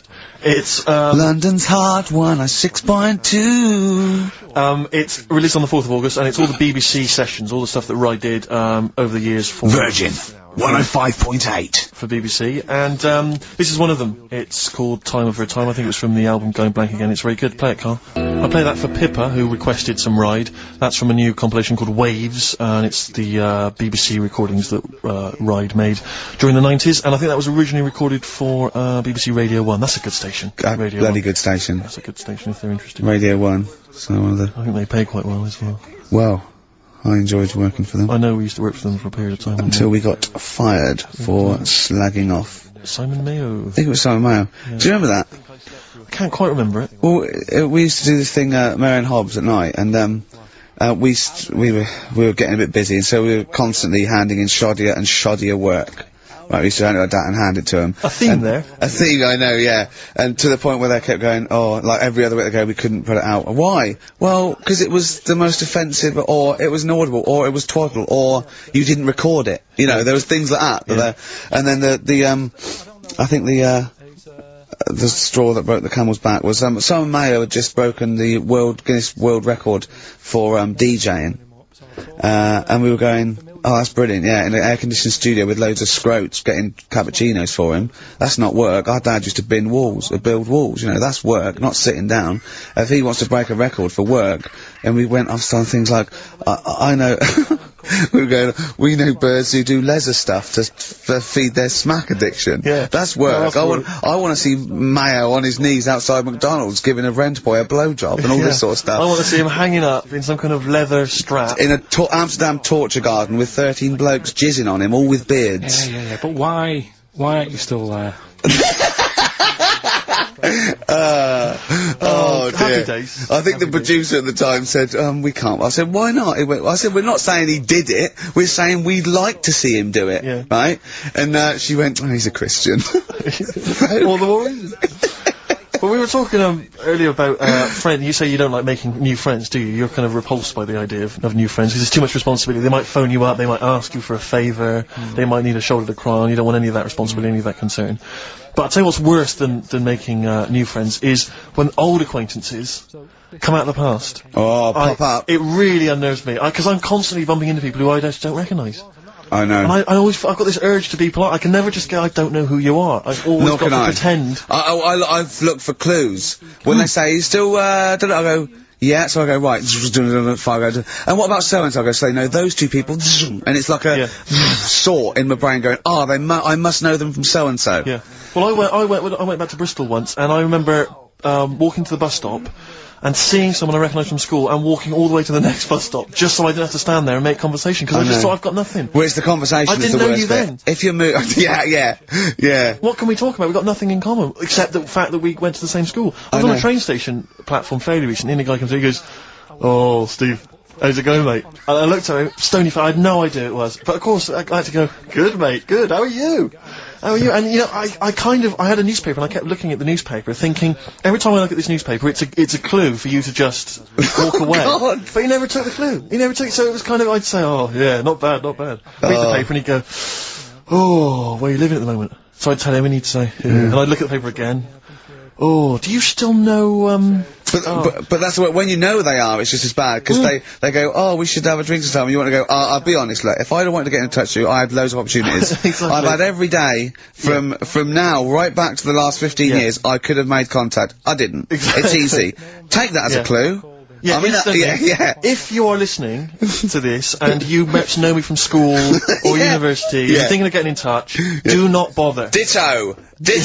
I do not need your friends. I've got enough friends. Better ones. Better friends. I've got a number of better friends that I prefer. The reason I've not kept in touch is because I don't really like you. You've moved onwards and upwards. Moved on. I know people now, the likes of which have won major awards on television. Gervais, to name but one. He's happy. See, he's sat right here next to me now. That's all the friendship a man needs. If you have won 4 BAFTAs, then give me a bell. If you have not, kindly stay in your little underneath your particular rock. Because we're not interested. We have kept you out of our lives for a reason. I did not accidentally lose your number. When I promised to send you a letter, it did not get lost in the post. Nothing gets lost in the post. Oh, yeah, exactly. Karl, what do you think of that? That's alright. That's that, but I'm honest with them though, when I see them, do you know what I mean? I just say, I don't know who you are, can't remember you. Not bothered. I'm not bothered. You know what I mean? Oh, that is genius. Anyway, Bit of Darkness. Oh, well, I've got to play this. Now, be warned, this is a rock ballad off the new Darkness album. I love the album, and it's a bit cheeky playing this because it's got shades of Def Leppard, right? But there's a lovely balalaika bit in it, and it's quite a nice song. Right, and it's the Darkness, and they can get away with this sort of thing for at least another 4 months. Cardigans, You're the Storm on XFM 104.9. If anyone from Heart or Magic or Radio 1 or Radio 2 is listening, could well be available come October. Yeah, alright? Please get in touch. Yeah. I think that my new TV is too big, Rick. I said that I know, when you I know bought what it. I was thinking. But I can't believe it. He talked about this buying it. He's got a bit of cash now, of course. And what is it? 42 inches? 42-inch plasma screen. What did it cost you? $3 grand or something? Don't tell us. That's wow, it's ridiculous. $3.5 grand. Big spender. Of course it's too big. Well, I can't get far enough back in my room, in my living room for it. You know, you're meant to be, I think, 4 times the screen size away from it. Really? To get out from the air. So that's 4 times 42 inches you're meant to be sitting away from it, which is impossible. Yeah. Well, I'll have to just get friendly with the neighbours. Yeah, watch it through a hat. If that's the case, though, aren't you better off just getting a portable? What? I don't understand that rule. What are you saying? Well, you're meant to be 4 times the screen size away from the TV. But then what's the point in having a big telly if you've got to keep moving further back? Get a portable and sit right next to it. Is that how they sell it? Is that what they say to you? Well, no, it's a rule, but I do see your point. Why do people go to the cinema then? Did you see films that aren't out yet? Fair enough, he's got you there. Done. I tell you this though, I had it delivered, and are you supposed to tip delivery men? Of course you are. I don't know. Well, if I've never had anything delivered before. Well, no, not if it's a courier with an envelope, but if it's a bloke who's struggled up the stairs, two fat blokes with a fridge, then give him a $5 for a drink. But the problem was, I didn't realise, and I was thinking to myself, I wonder if I've got to tip him. And the guy was leaving, and my mobile phone went off in my pocket, and I reached in to get it. He put his hand out, thinking it was a tip. I went, it's just my phone. And I felt terrible after he left. I didn't know. What was I going to do? Run down the street and offer him a fiver? No. No, of course not. No. I'm not made of money. I just spent it on TV. Yeah, I've got no money, mate. I just spent it all on this. I had to clean out my jar, everything, the drawers. Yeah, it takes me, bottles back. The problem was it took me forever to wire it in. I thought, I'm not going to pay for someone to wire it up, So it took me about 3 hours to wire it in, and it was huge, and I got it switched on. And the first programme that was on when I got it wired in was Bargain Hunt. I'll tell you this, David Dickinson's tan almost took me eyeballs out. It was incredible. It was like X-rays. So the glow. I know, a huge plasma screen with this orange thing coming out, and he keeps turning to the camera, doesn't he? Just to get you. Yeah, he turns away, you get a bit closer, they go, what's he doing? He just turns around, takes the cornea off. What do you think, Bargain Hunt is Bargain Hunt? Oh dear, well, that's why I'd buy a plasma screen to watch Bargain Hunt. I mean, it's ludicrous. This is the problem, is because what do you watch? I mean, have you watched anything that's been worth having? The only thing I've watched really worth watching. 24. Well, 24 works great, but also films. Obviously, that's the main reason I bought it, because films just look amazing on there. Yeah, DVD on the plasma screen. If you're into films and that, it's just that I only, I've just got the 5 channels and flicking about, and I'm not impressed. I mean, I can understand why more people listen to radio and stuff. Yeah. Well, not this one, but go on. Well, when was it? When was the last time I sort of sat down and had time, because I'm always busy doing stuff and that. Sure. Moaning takes up about 3 hours a day. When did Wimbledon finish? A couple of weeks ago. Right. Found myself sat there, right, and I'm not having a go. I know we've stopped Cheeky Freak of the Week and all that, right? So I'm not going to be having a go. Christ, I sat there. I'm scared. No, I'm not having a go. You've always got to remember that. Go on, just get on with it. Get on with it. I'll apologise after. I'm just saying, watching Wimbledon, it wasn't, one of the major games. It was little fellas in a wheelchair having a game. Little fellas in a wheelchair. Right. But for me, I mean, great. They're doing a sport and everything. Don't put it on the telly. What was up with it? There wasn't like, a rally going on. No, do you know what I mean? Do you know normally, like, with the well, not to Enman, but with some of the other, with some of the other players and that, they're playing for ages, aren't they? It's like, who's going to win this and that? Yeah. None of that. It was just like, hit it, net. Oh, Christ! Oh, God! I don't know what to do! And people were, like, sat there watching it as well, when they've got other games going on in there. That's what I couldn't understand. If you've paid your money to get in... Yeah. I mean, like I say, good on them if they... Do you know what I mean? But it would have been... And they all start first in the marathon. I just thought it would have, give them a game of swing ball or something. Yeah. You know what I mean? No, yeah, I understand. Oh, God! Yeah. There's never anything on. XFM in the community. Did anyone confirm, actually, I had an email earlier, No, I'm not having a go, though. Tell them. This is what I'm like, aren't I? Sorry, this is recording you as well. What do you mean I'm not having to go tell them? Do you think you just said that to me? Do you think you haven't got a microphone? You just said to London, keep wheelchair sport off the telly because they can't get a rally going. You called them little fellas in wheelchairs. What? And I meant to go, what Karl meant was... What? I mean, what? They can hear you as well. Yeah, I know, it's just that they might think that I'm having a go, and I don't want them to. That's why I stopped Cheeky Freak of the Week, because some people got the wrong end of the stick. Right. And what have you. So what, it was funny that a woman was born with deformed legs? They might think you were taking the mick. Anyway, I just was wondering if anyone could confirm. We had an email earlier, I forget who sent it in, but thanks very much indeed for it. They said that the Paralympics began this week, and apparently during the opening show, the entertainment was provided by Riverdance. Now, I don't know if that, I can neither confirm nor deny that, but it does seem rather tactless.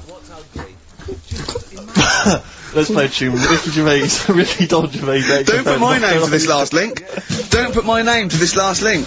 Ricky.Gervais, xfm.co.uk. Oh. Magic, Virgin, if you're listening, we are available probably sooner than we thought. Making plans for Nigel? XTC on XFM 104.9. Well, you seem a little bit happier now. Oh, yeah. It was alright. I'm a bit worried. But like I say, the last thing that we just talked about, I don't want people thinking, we're having a go at anyone, because it does do me head in. Because I'm the one who always has to deal with it as well when people do. What? We're just having a chat about tennis and stuff. Yeah, the little fellas in the wheelchair, as you put it. Yeah, what are you worried about? Just that they think we're having a go and that, because Sometimes I do have to take calls and deal with it, all this stuff, right? You don't see that. You don't see the hassle I have to go through. No, but I don't often say things where I'm likely to get a complaint from Yeah, someone. but I'm just saying it wasn't meant to be taken badly, do you know what I You're mean? allowed to say you thought that the quality of tennis, because they were confined to a wheelchair, was poorer than, say, Sampras versus Agassi. I don't think that's in question. It wasn't as good a game of tennis. That's what all you were saying. You weren't saying they shouldn't play or... Wreck the grass. Right mess. Well, stop while No, you're no, ahead. I'm just saying as well. Just... I can confirm, incidentally, we've had several emails, I can confirm that Riverdance opened the Paralympics in Dublin recently, so I'm sure that was very good, very entertaining. Leave it then. Yeah, no, I'm sure it was entertaining, they're very good. Who was it that thought? Was it Jimmy that thought it was short for Paraplegic Olympics? Really? I've no idea. Yeah, it's Parallel Olympics, isn't it? It's yeah. But as we pointed out, that would be pretty much Yeah. blow football. Yeah. There wouldn't be many sports in the Paraplegic Olympics. It stands for Parallel Olympics. I'm educating, Karl. Don't let me like that. I'm educating. I'm not saying funny little fellas in wheelchairs playing up the grass. What? I'm always educating. I'm always telling you about stuff that I learn about and that. That you get off hand and over, and it's about a monkey who became king. So No? Have you got monkey news this week? got a little bit of monkey news coming up. What does he do? Drive to Spain, rob a bank, or get married? No, we've done all them, haven't we? We have done all them. Yeah, This but you one, know no, what- it's a good one, it's a good one. And in fact, it's a bit related to what we've been talking about in a Oh, way. God. That's good, that. Now then, last week after your nervous breakdown, you went to Hastings. Can I ask, why the hell did you go to Hastings? It's so arbitrary. What do you mean? Why go to Hastings? You lost him on arbitrary.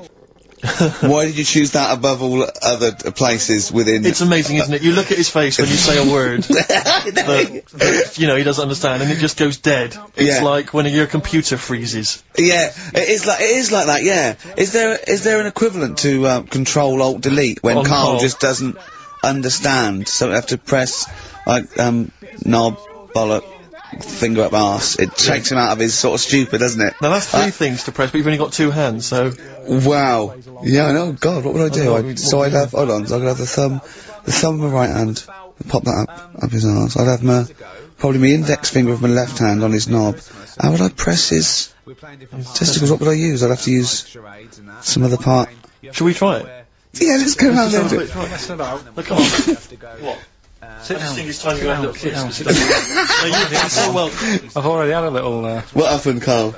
He loves it, he loves it. I'm just gonna give you a little kiss. Just for the webcam. Right, hurry up then. Alright, on the lips. No, no. Come on.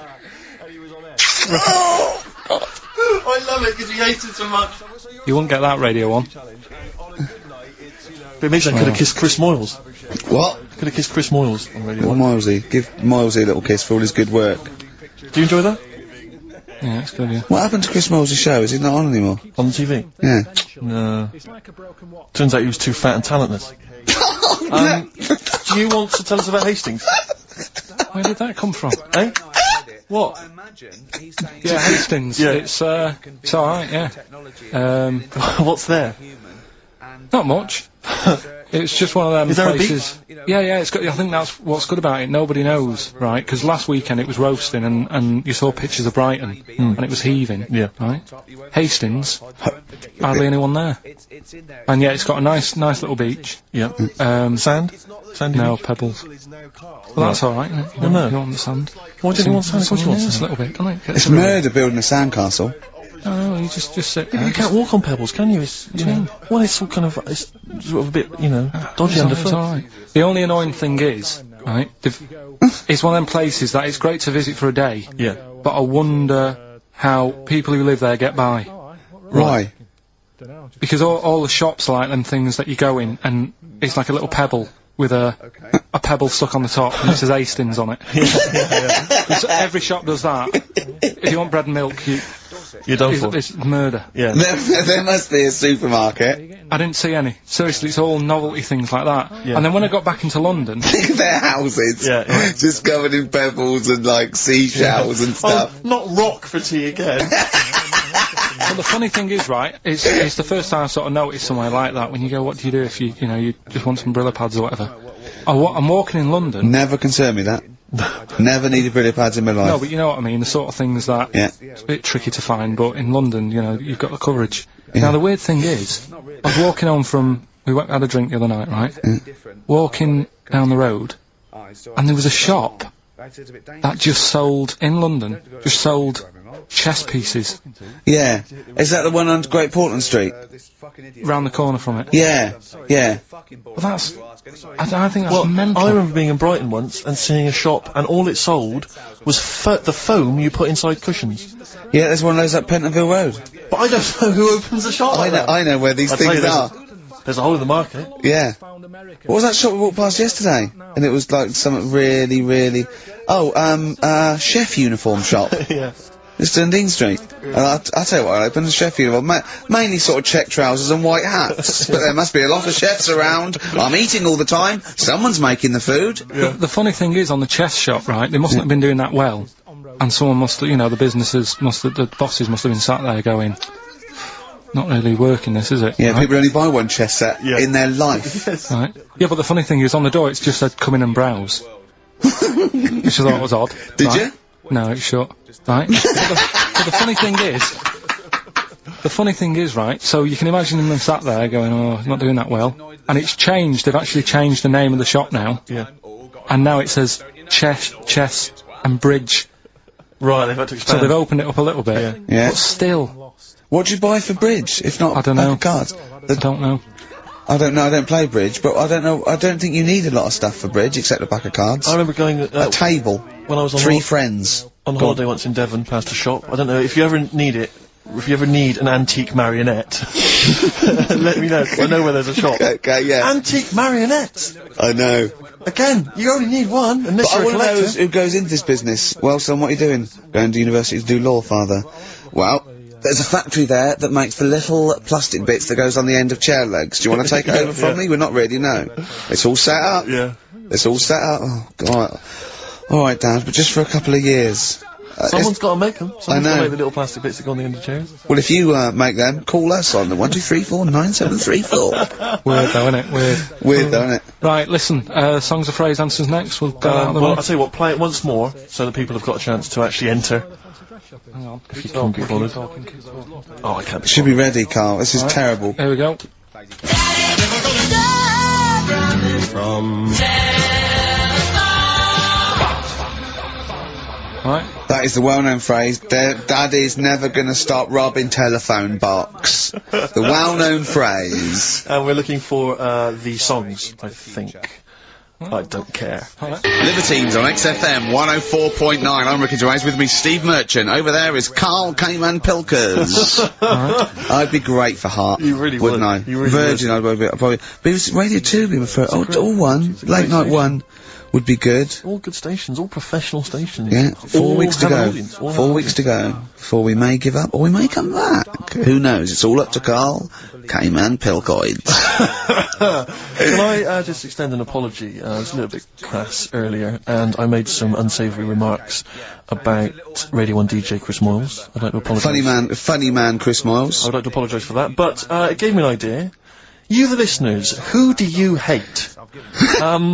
Email in ricky.gervais@xfm.co.uk. I just think that we've never really used XFM as a kind of, well, as a research tool, really, and it seems to me that we can get great opportunity. And it's this, we don't sort of do this thing, we don't go on there and sort of like slag off other people and people in the public eye. Well, we pick on targets that are can't fight back. helpless, the elderly, you know, people suffering in some way, that really, and particularly we don't want to pick on people like Chris Moyles, who's got a big platform, much bigger We platform. want people who can't answer back. Yeah, who do you hate? That's us. Who do you hate? And I don't want people you went to school with or your Do you know boss. what I hate, Steve? Who do you hate, Rick? Right, my top 3, just in the top 3, would be Hitler, Yeah. Mussolini, and General Pinochet. Really? No, probably Moylesy, Harry Potter, and Jamie Oliver. Nice. But what are your top 3? Now, don't make them comical, don't make them... These are the people that wind you up. When you see them on TV, if you hear them on the radio, if you see them in a magazine, they just... Oh, they make your kind of blood boil. Might be us. It could be us. Well, I'm you know, expecting that. we know that. We're not stupid. We could take it as read that it's us. Yeah, And then if anyone other let's than us- assume it's us, so we want other people. Yeah. But we just want... I want to drop the top 5 people... I don't want to hear things like Tony Blair and Jeffrey Archer and fascism. No. Just people who make your flesh crawl for no fault of their own.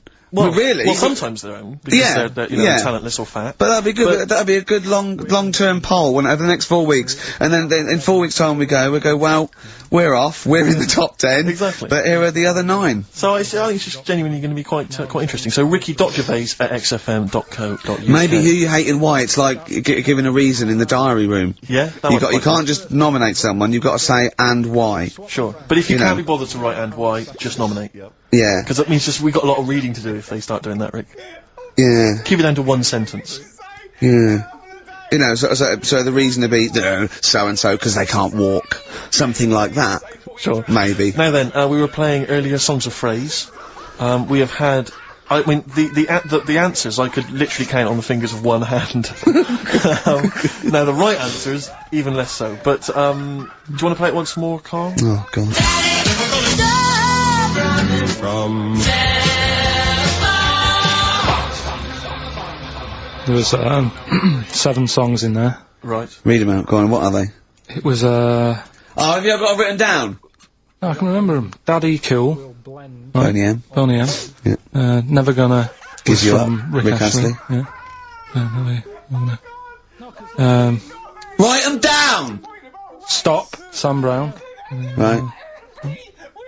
Robin was Miss Robinson by Simon and Garfunkel. Mrs. Robinson. Yeah. Hang on a minute. That's not Robin. Oh. From Russia with Love. Matt Monro. Right. Telephone.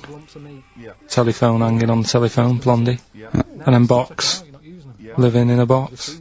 By living in a box. Well, listen, no, I don't think anyone got them all right. No. If you did get them all right, I'm sorry, but I gave up checking the emails a long time ago. So, I'm going to give it to Michelle Flower, because she got a few of them right. So, well done, She got a lot right there, actually. Well done. Good, well done. She got 5 out of 7, so well done, Michelle. And you get all those great prizes. Incidentally, we mentioned that Stargate SG-1. I'm sure you look forward to that, Michelle. That features Richard Dean Anderson. Had a lot of emails, people saying, is that the same Richard Dean Anderson or Dickie Anders that used to email in and said he loved the show? What's happened to Dickie No, Anders? I've not heard from Dickie for ages. So, Dickie, if you're listening, Richard Anderson, if anyone knows Richard Anderson, what's happened to him? I think we know his top 3. Yeah, exactly. So, Dickie Anders, if you're still out there, get in touch with Anders. It was also. Anders. I just was going to say, you know, you're talking about people who annoy you and that. Yeah. Right? Not many sort of celebrities annoy me because I think, well, some people like them. You know what I mean? Yeah. But things that affect me, like the builders. Right? You're a philosopher. Go on. The builders annoy me, right? Sure. Yeah. And you could say that's a bit of stereotyping, but all the people who I've met who have been builders have always annoyed me, right?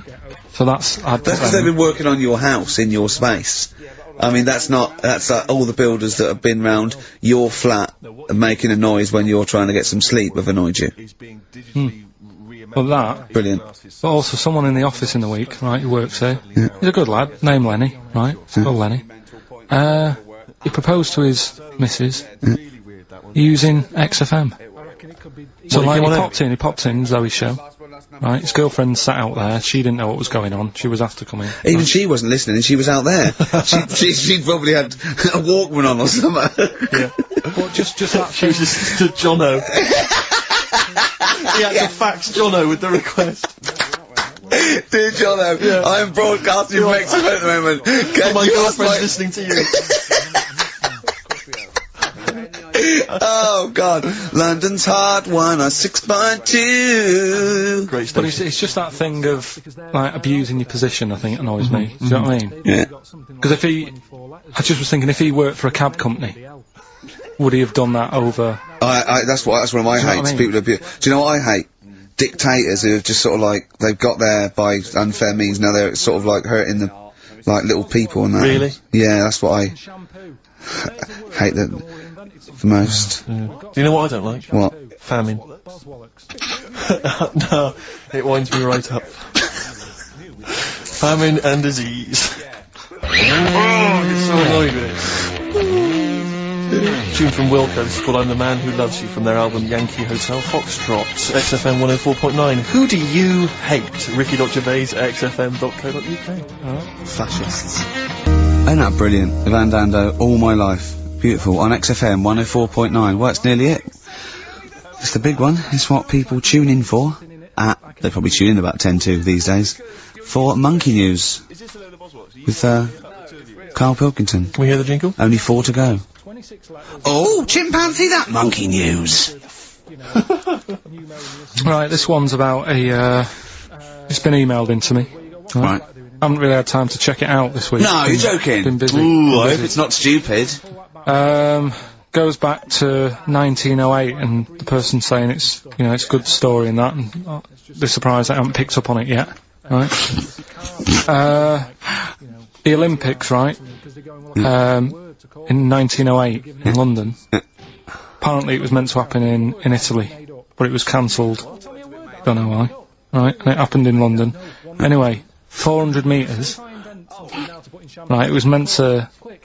there was a fella who was going to do the run, right, and the favourite to win it was this Bulgarian guy, right? It was like a newcomer. Okay, these are a few things it cannot be. 1, he injures himself, so a monkey steps in and wins.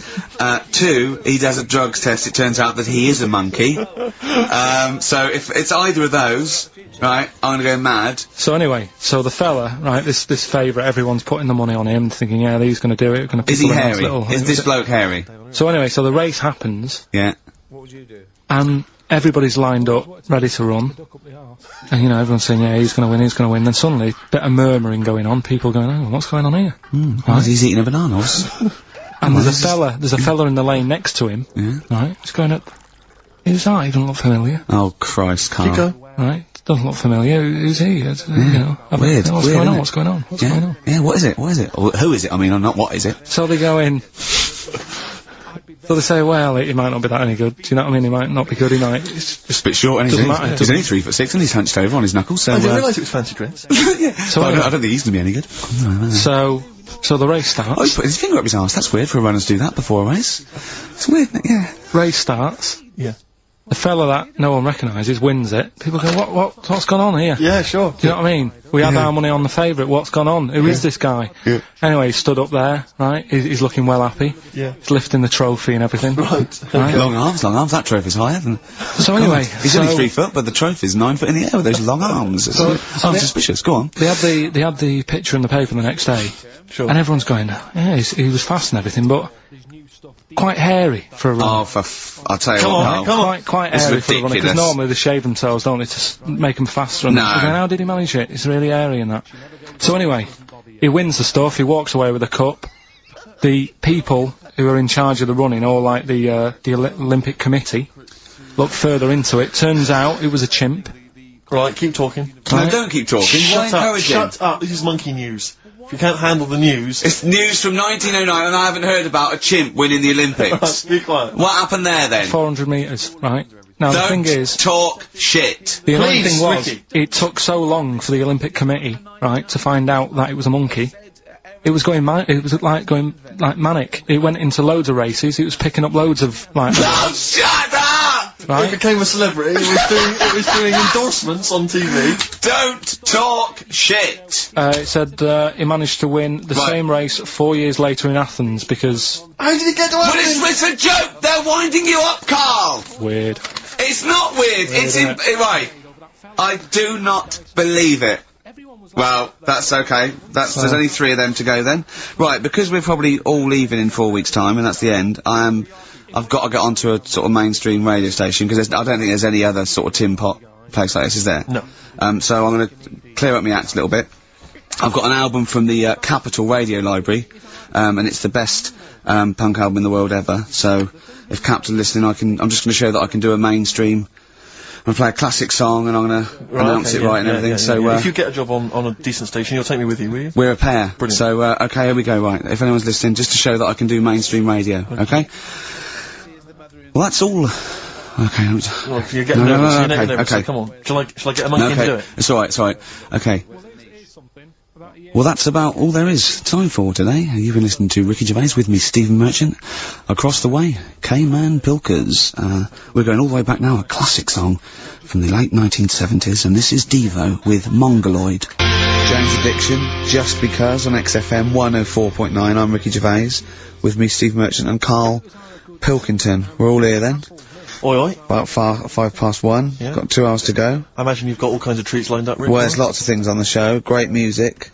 You know, Nirvana, Radiohead, The Darkness, to name but three. Can I play something from Led Zeppelin later? Yeah, please do, and maybe some Neil Young. Oh. Now, coming up also on the show, we're continuing a thing we started. We've only got 4 weeks to go before maybe we either give it all together or go away for a couple of months. Is it 4 weeks or 3 weeks now? Is it 3 weeks? Oh, I don't know. I think it's the 16th of August, isn't it? Cannot end soon enough. Wow. Might be that, it'd be a shame to end it forever, but it's all up to Karl. But again, he's in a grumpy mood. We've tried to try and up his attitude, and it's them, it's the listener that counts, Karl, not us. We may be feeling bad, but you, the listener, count. You come first, yeah? Okay, up, yeah? Big 'em up. Big up London. Big up you, the listener. Karl, leave yourself at home for a little while, yeah? We're gonna continue that thing we started last week. We're doing the list of the most hated people in Britain. It's not us, it's the listener. So we're, keep coming, with those suggestions of people you just, obviously, you don't hate them. We don't want a list of mass murderers, dictators, and politicians. You can have them, but, mass murderers and politicians, what's the difference? Good point. Good point. Satire. Satire, yeah. No, we're doing some jokes like that as well, aren't we? Satire like that. We're trying to get onto Radio 4. Trying to get on there, yeah. And, if there's any kind of amusing show that perhaps takes a sideways look at the week's news and the new people. If there are any Radio 4 producers who have been knocking around for about 12 years with the same old hacks and they're desperately trying to get on telly, they want to give us a call. We're not interested. No. No. We've got bigger fish to fry. So if people that you hate, minor celebrities, people on TV, pop stars you don't like, email in ricky.gervais@xfm.co.uk. And I'll tell you what, then we'll do like the Channel 4 do, then we'll give you the sort of list of the top 10 at the end, and you can vote within that top 10. I'll tell you the ones out in front though. Could we wire up some kind of premium rate phone line so that we make a fortune? We can't afford it, but if when you email in, if you could also maybe, send us a lottery ticket, then, you know, we'll make something out of this. The ones in the lead, I'll do in no particular order, but these are the ones way out in front at the moment, is Chris Moyles, Robbie Williams, Chris Tarrant, Davina McCall. Interesting. I'm sort of surprised at, but I know that it's probably just I over think she's just familiarity. been on TV too much lately. Yeah, that t-shirt annoys me, Big Mother. Sure. That annoys me. We don't care. We don't care whether you're pregnant or not. Loads of people have children. Yeah. I don't care. Get on with it. And Dominic Mohan. So, there's but think of your own. There's a lot of people just coming up behind there though. Graham Norton. He's just approaching Graham Norton. from behind. Oh, that's the sort of stuff. It's sort of like we've done satire, we've done innuendo. smart. I mean, he's the king of the double entendre. Well, he's the king of the single entendre, but we can double it up if you want. If anyone... 104.9, this is the sort of things we're available. Go on. If any I'm loving this. This is going to be good. I'm loving what's coming next. What? If any of the producers of Carry On London are listening and they need some new talent to write some smutty innuendo, I think we're your men. Yeah. Anyway. Carl, you better press the knob, right, to start the record. Spunk. Ricky, I know you're a Neil Young fan. Love him. You probably won't have this album. It has basically not been available for years. It's never been available on CD before. It was part of this kind of trilogy of albums he did that were very depressing, and they've just been re-released. This is absolute dynamite. It's On the Beach. On the Beach, yeah. And that's the opening track, Walk On, Neil Young. Brilliant. On XFM 104.9, that's the sort of stuff. You've had satire, you've had a little bit of politics. You've had, we said spunk, which is a bit naughty, isn't it? Which is a bit cutting edge. Yeah. And you've had Neil Young and Jane's Addiction, so... I can't think probably of quite anything else I'd rather down with the kids and everything, aren't we? Yeah, pretty hip, pretty weird. Yeah, so... do you know what else? Wish Tony Blair would just stop doing stuff wrong. Good, that's good. Who else is there to have a go at? Peter Mandelson or someone? No, he's good, isn't he? Because he's good because he's gay, isn't he? I don't know. I don't know if he is. If he's not, then I'm sorry, but if he is, then well done. Brilliant. Good to all gay people. Good. Yeah. Any underprivileged people, you're all brilliant. But people who are overprivileged, Do you know what I like? Go on. Foreigners. Do you? All the mad shit they get up to. What is you see on the news. It's just so interesting, isn't it? Yeah, crazy. I'm watching. I'm going. What are you doing that for? What are you doing that boy? It's weird, isn't it? Killing and that. Yeah. So if you're listening and you're watching and Radio good 4, stuff. And good stuff and... Yeah, well, yeah. Euro Disney, that's good. So anyway, that's the sort of satire and the way we can kind of tear apart popular culture and just get to the very nub bit. Can I just leave with this? Do you know my favourite country? Africa. It is brilliant. Not strictly a country, but all the countries. Except the bad ones. Remember the bad ones? All evil ones. Play a record. Anyone at Radio 4 is listening. Yeah, we would like to get on some kind of satire show, please. Longview and further on XFM 104.9. Ricky Gervais, Steve Merchant, Karl Pilkington. Yeah, yeah. The Holy Trinity. Yeah, going well at the moment. Not bad, not bad. You were just talking about, foreigners. Love 'em. And I'll tell you something, I've been meaning to ask you this for a while, because I know you're a very well-informed man. Yeah, political and sort of liberal and that. Yeah, yeah. How does Chinese work? With the language? I can't figure it out. No one knows. I can't figure it out. No one knows. It's not like any other language. No, it's not. It's not. You know. Either spoken or written down. Well, it's not written down, it's... Well, when it's written down, it basically looks like kind of little children's drawings of those little paper houses that Chinese people live in. Well, that's what it is. It is. And it's loads of them, it's hundreds of them from what I can make But I mean, out. even French have a go. It's not even the French got right words, but they've got some of the right letters, and they're going, "Oh, hello, how are you?" And it's sort of they're trying to do the words, but there's just something wrong. I think it's like a speech impediment. I think. Exactly. Yeah. Germans are similar. Yeah, Germans are going, "Ah, how are you?" And they're trying to do the words. They're just English, but it's just Chinese. No effort. It's just, for want of a better word, it sounds to me, when I listen to Chinese, it sounds like gobbledygook. That is a dialect. I think that's the main dialect. That, Mandarin, and orangutan. But I mean, I can't, but seriously, I mean, I can't figure it out. I've got no grasp of how, because it doesn't seem to relate to anything I've ever there's heard. not real words, because there are sentences. Like, you know, we have a word, if we said, a gentleman sits by the stream of fish. I've said it often. Yeah, we use all the different words to each one of those words, so we've got a word for each of them. Yeah, They haven't, they've just got, I think it's like a triangle with a line through it. Right. So, which can get confusing, because, you know. Yeah, so the quick brown fox jumps over the lazy dog. That's just... That's what I think. That's like a little paper house with a feather on top. right. But if we got personally, this is what I would love to do. I want to use the fact that we're on the radio to answer these questions. Possibly. Yeah, to tell me about other cultures. I would love to speak to a Chinese person. Yeah, a Chinaman. Well, or a Chinaman woman. A Chinaman woman, I thought fine. But I'd just like to speak to someone, ideally perhaps, you know, a professor of Chinese. Or someone who works in a chip shop, but someone who was actually born in Chinaland. Someone born in Chinaland. Someone born in Chinaland, a Chinaman or a Chinaman woman, just to talk us through exactly what they're going on about. Exactly, and it's just because I'm very ill-informed. I've only really seen, Chinese people in kung fu movies. You know, Chinatown. Chinatown, walking through Chinatown. As we've said before. Not really a town. Not really a town. More of a novelty street. More of a novelty street, a slippery novelty street. Exactly, yeah. So, because I remember watching Kung Fu a lot. They always used to speak, they always speak very slowly, don't they? They do. They're very kind of mysterious. Yeah. Inscrutable. They never really they are unscrutable. You cannot screw a Chinaman. You cannot screw a Chinaman or a Chinaman They woman. are unscrutable, they are non-scrutable. Yeah. If I was to go out in the street now and try and scroot a Chinaman... You'd have no chance. I would not, because they are inscrutable. You could not screw a Chinaman for love nor money. They are anti-scrutable. Yeah, yeah. I could possibly scroot a Chinese woman. Well, I don't think you'd have any luck.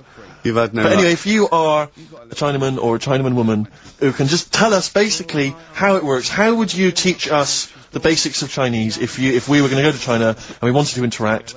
Where would we start? What would be the first words we would say? How would we say them? How would we write them? Please help. This is going to run and run. What's the number, Karl? 08700 800 1234. See, proper normal talking there from Karl Pilkington. Whole lot of love from Led Zeppelin Classic. On XFM 104.9, I'm Ricky Gervais, with me Steve Merchant, Karl Pilkington. We've not heard much from Karl this week. We haven't heard much from anyone who can speak Chinese for us either, so we're not that one on the edge. I don't think we'll be learning Chinese today, Steve. What annoys me is I'm going to go out into the world still ignorant. I know, yeah. The only Chinese I learned was from Benny Hill. No, Benny Hill could speak fluent Chinese. Well, the only ones I know is you silly idiot is Siri Iria. Yes. And bloody foreigners is bloody foreigner. Yeah. That's all. I mean, that's it's just a matter of it get you by in Peking, but I mean, you come in, you hit a dialect and you know, your worms meet. Sure. Karl, yeah, we haven't heard a lot about from you. We've been going here, we've done a few features already. We've talked about different parts of the world, different parts of the globe. Do you speak any languages?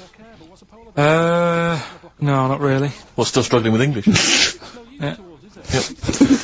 Learn a few words. I mean, literally. So, about 4,000, I think it's got. I've had a lot of emails, actually, people saying, Karl, please don't leave, we don't want to see the show ending, blah, blah, blah, blah. And we've had a couple of calls bringing back Cheeky Freak of the Week. And do you know what Karl said? He said, a bloke on the phone, he said, oh, bring back Cheeky Freak of the Week. He went, can't, not allowed, I don't know, you know. And, he went, oh, go on, he went, well, no, I had a story today. A fella born with 2 dicks, but I can't do it. Now, Karl, you cannot not do a feature about a fella born with 2 dicks. Well, look if we need it. I mean, how much more have you got on the Chinese? We've done that. We've nailed Chinese, we've done it. That's done, that's put to bed. Fella with 2 dicks, please. No, we might get round to it later. But, like I say, Cheeky Freak of the Week. Sort of, we've put that on hold at the moment. Sure. Right. So, what have we got? What are you providing then today? Have you got a quiz for us? Yeah, we've got, what's her name if you want? We've got what? What's her name? What's her name? No, Is that a new one? Don't know. Yeah, what's her name? Yeah, what girl am I thinking of? Someone's a phrase. Someone's a phrase. We've got that coming up. Alright. Monkey News, I Monkey News is safe, isn't it? Some Monkey News, that goes out. I told a bit of Monkey News. I did a photo shoot at the zoo this week, and one of the people in charge. Trying to make yourself look good. yeah. They told me that they used to have an orangutan, right? But it escaped. It worked out. It lifted up a drain, got out the drains, and got out up into the zoo. It actually did a Coldix type escape, right? And Karl goes, what happened? I said, well, they sort of like, they surrounded it and sort of got it back in. He went, that's no good though. I mean, it's not Monkey News unless it steals a car and goes to Spain. Exactly, yeah, or opens a small I mean, that's bistro. real. That actually happened. Yeah. But it's not real unless it, you know, takes a gun, gets mistaken from a president, and, you know. Runs the country for 3 years. There was some more news about London Zoo this week about it. They're all excited because we've got an anteater in there. Right. This week. So. Is that good? Is that exciting? No, I think they've had an okapi born. It's got a long nose. It's like a sort of tapir type thing. Not interested. I've said to you before about if an animal's named after what it eats, how interesting is it? Do you know what I mean?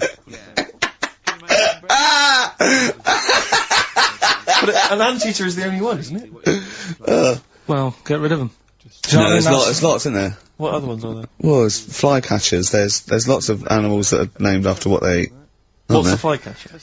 That's a bird, isn't it? Seems ill-informed. I can't think of many beyond anteater. You're talking about, because you're talking about zoo there, and I was watching the news last night, and it had, a feature about Madame Tussauds. And it was saying that they scrapped many of the royal family. Now, I don't mean this, but I've never understood the appeal of Madame Tussauds. I just genuinely, with no irony, cannot see the appeal of sort of having my photo taken next to a waxwork of J-Lo. I know. I can't compute why that would be fun. I don't know. What is it? Do they move? Because they don't move, do they? No, They just of course stand they don't. there. I know. So genuinely, I mean, it's so crowds of people queuing up, and people queuing to have their photo taken with the royals, and I don't... The queue would put me off immediately. Well, yeah. I mean, it's just down the road, But isn't it? so you go home to your phone and go, there's me, there's me with Kylie. It's There's me not with quite, Britney is it? Spears. Her eyes Oh, look a no, bit it's just a funny. wax effigy. Oh, I thought you Yeah. met her. No, it's just a waxwork. Right. It's not even the real person. If you've been to Madame Tussauds, if you have any understanding of why the appeal there, email and tell me. 'Cause I've no idea. Let's not diss them, because they might melt down, Ricky Tomlinson one day to do me. Sure. You never know, you know. Or Rick Waller. Yeah. Yeah. So I don't want to put them off. But seriously, I mean, I'm not being You know, flippant, Roy but Kinnear might be in there. what is the appeal? Genuinely, what is the appeal?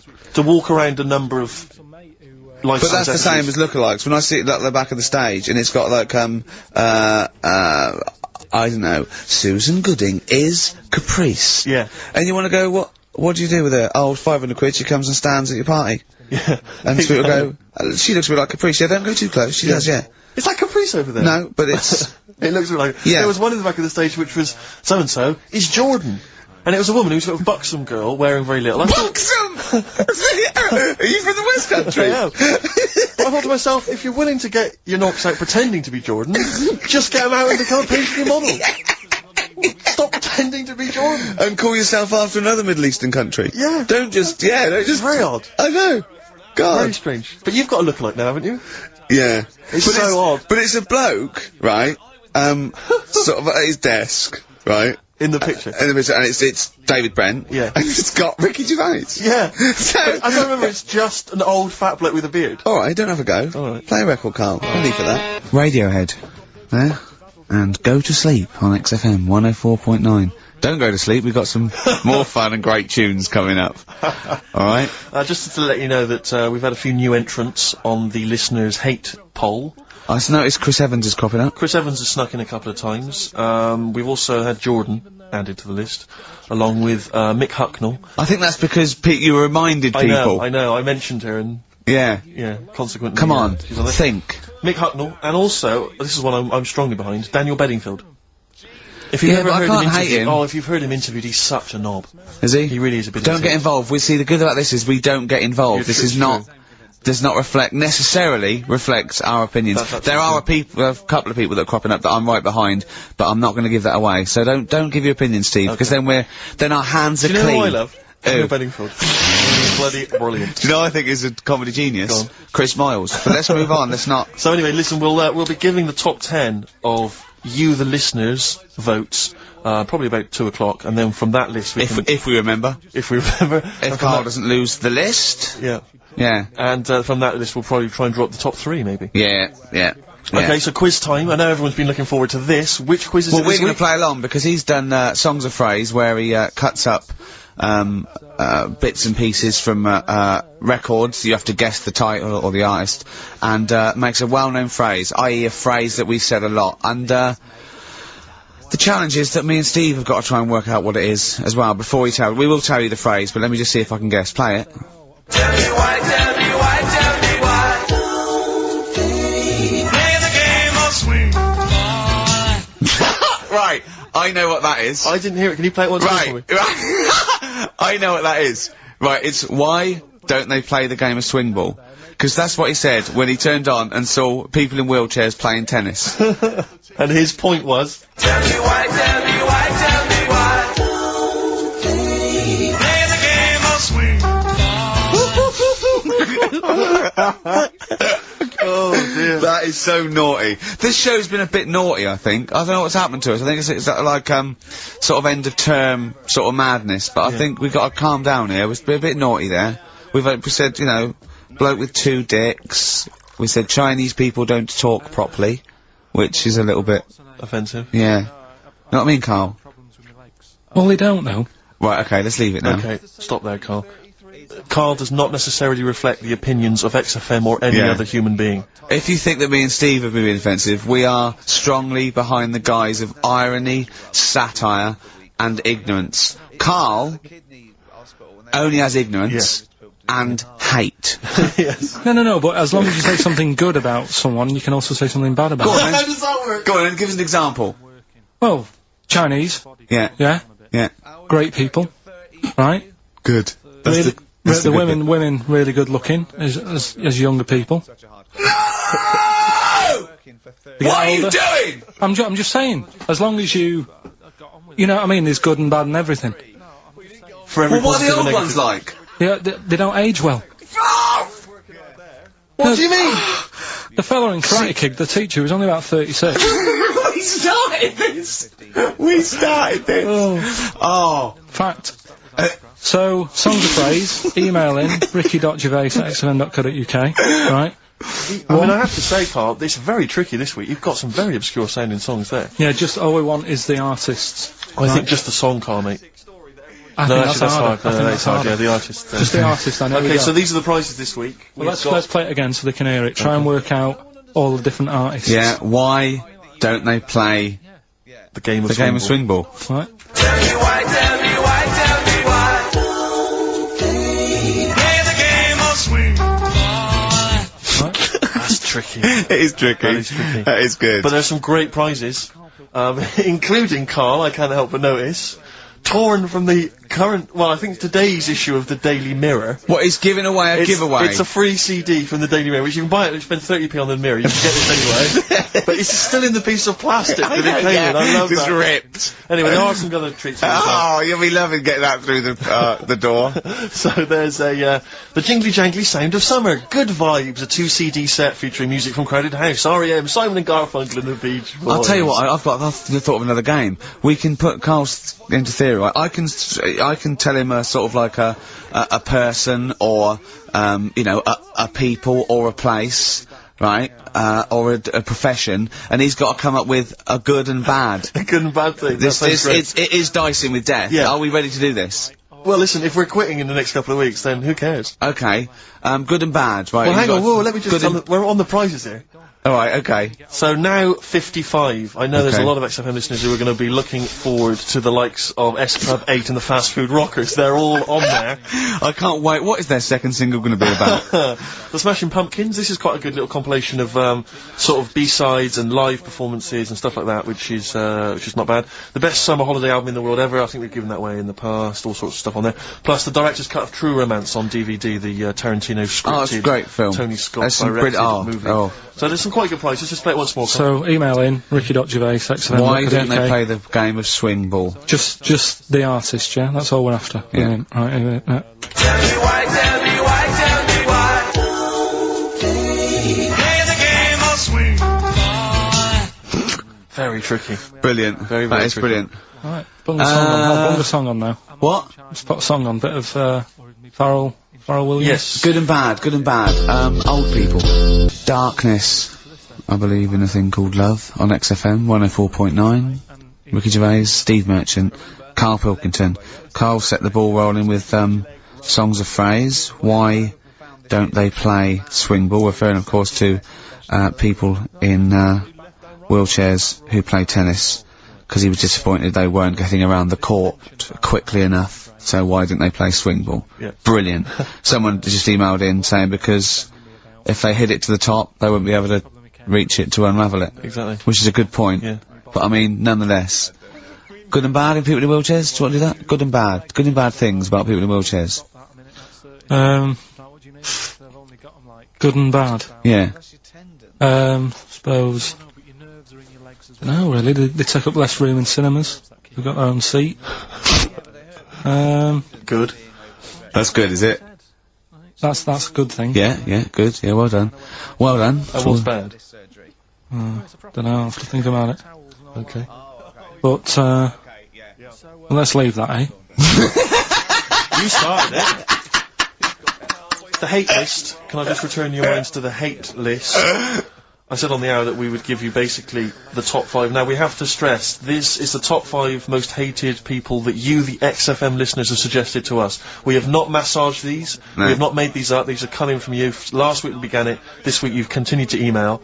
So this is the list. We do not endorse this list. Some of them we may agree with, some of them maybe not, but it's the list that you have come up with. We are merely the messengers. I tell you who was coming through recently. Cameron, but he didn't make the top 5. I'm afraid he was just a late Williams entrant. dropped out of the top 5. Robbie Williams surprisingly dropped out of the top 5. Yeah. So let me tell you now, in no particular order, this is the top 5 that you're voting for. XFM listeners. Well, I say XFM listeners, people who listen to this show. I mean, XFM listeners aren't typical radio listeners, and I think our listeners aren't typical XFM listeners. Right. So, I don't know what this poll, what it's worth. What any poll's worth, but I mean, this one is probably worth very little. I think in a way it's sort of worth less.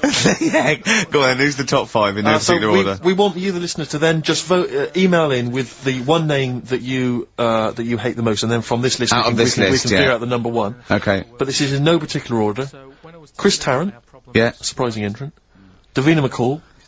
Well, I don't think he's that surprising. Well, anyway, 'Cause, I mean, I'm not these- going to editorialise. No, I'm not saying, I'm saying I imagine XFM listeners pretty much despise someone like Chris Tarrant. Okay, well anyway, Chris Tarrant's on there, Davina McCall, Yeah. Patrick Kilty, Right. Graham Norton, and Chris Moyles. Now, I'm not going to say anything. Those are the names that you have drawn up. There are lots of others that didn't make the top 5. Richard Madeley was on there, Michael Flatley, Vorderman, bizarrely. Michael Flatley's a weird one. Very strange. So Jamie Oliver, a lot of votes for him, but he's not made the top 5. So those are the top 5. Just email in with the number 1 Yeah. that you hate. And we're talking about someone that another pointless inane poll. Exactly. And this time we did it. Oh dear. Moyles, Norton, Kilty, McCall, Tarrant. It's your choice. Who would you have Ricky out of this? Gervais. Who would you have in your list, Carl? You're allowed to talk because people know your opinions don't matter. So what? I honestly don't really hate anyone. That's that nice. much. I'm not that fussed. Do you know what I mean? We're not I don't talking so much about hate. We're talking about someone that Yeah, we don't annoys mean you. Someone hate. You can't hate any of these people. All they've done was pop them up on telly. But I think it's people who, as one listener, she put it. She sort of, I think she had some of those, and she said, you know, I don't hate them. These are the people that if they pop on my telly, I have to turn over.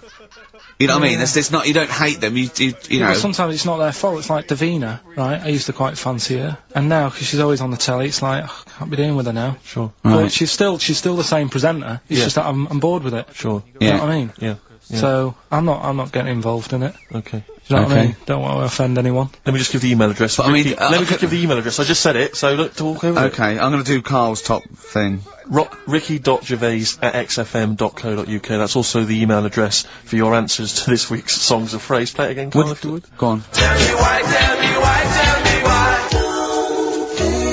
Play the game of swing. We just want the artists, is that right? Yeah, that'll do. I've got two that you don't like. Not that you hate them, but that you sort of like, don't agree with them. Would Liverpudlians be in your list? Probably. What about, gay fellas in toilets looking at you? Well, I think they've sorted that out, so...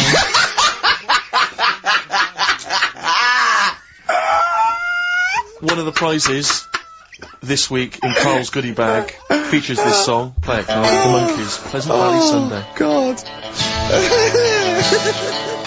Monkeys, Pleasant Valley Sunday. Brilliant.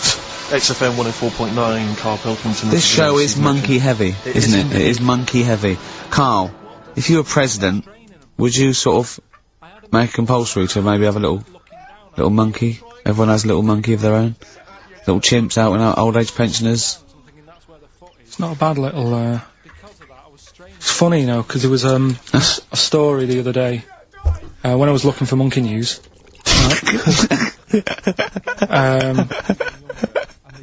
There's a story about a couple who couldn't have any kids, right? There's something wrong with them, but they really wanted a kid.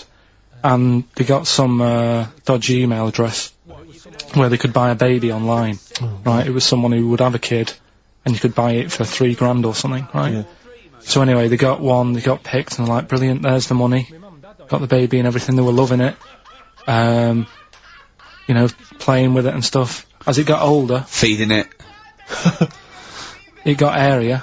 Oh, shut the oh, Karl! Turned out they'd been sold a chimp. You maniac. You stupid mank twat. Don't talk shit. That is as if... what? Didn't notice. Oh, don't talk. Are you mental? You I love the fact stupid. that didn't make it into Monkey News. I know. Yeah. Well, it's a bit sad though. We don't like to bring the feature down. Yeah. But and how long was this? It got hairier. They're born hairy. They're not born like humans, then develop hair because they go, hold on, we better get the chimp stuff kicking in now because we're in the jungle. School photograph. They were like, hang on a minute. It looks a bit weird. Oh, you are just the rubbish. Mad, innit? Mad, innit? Mad, innit? Imagine, oh God.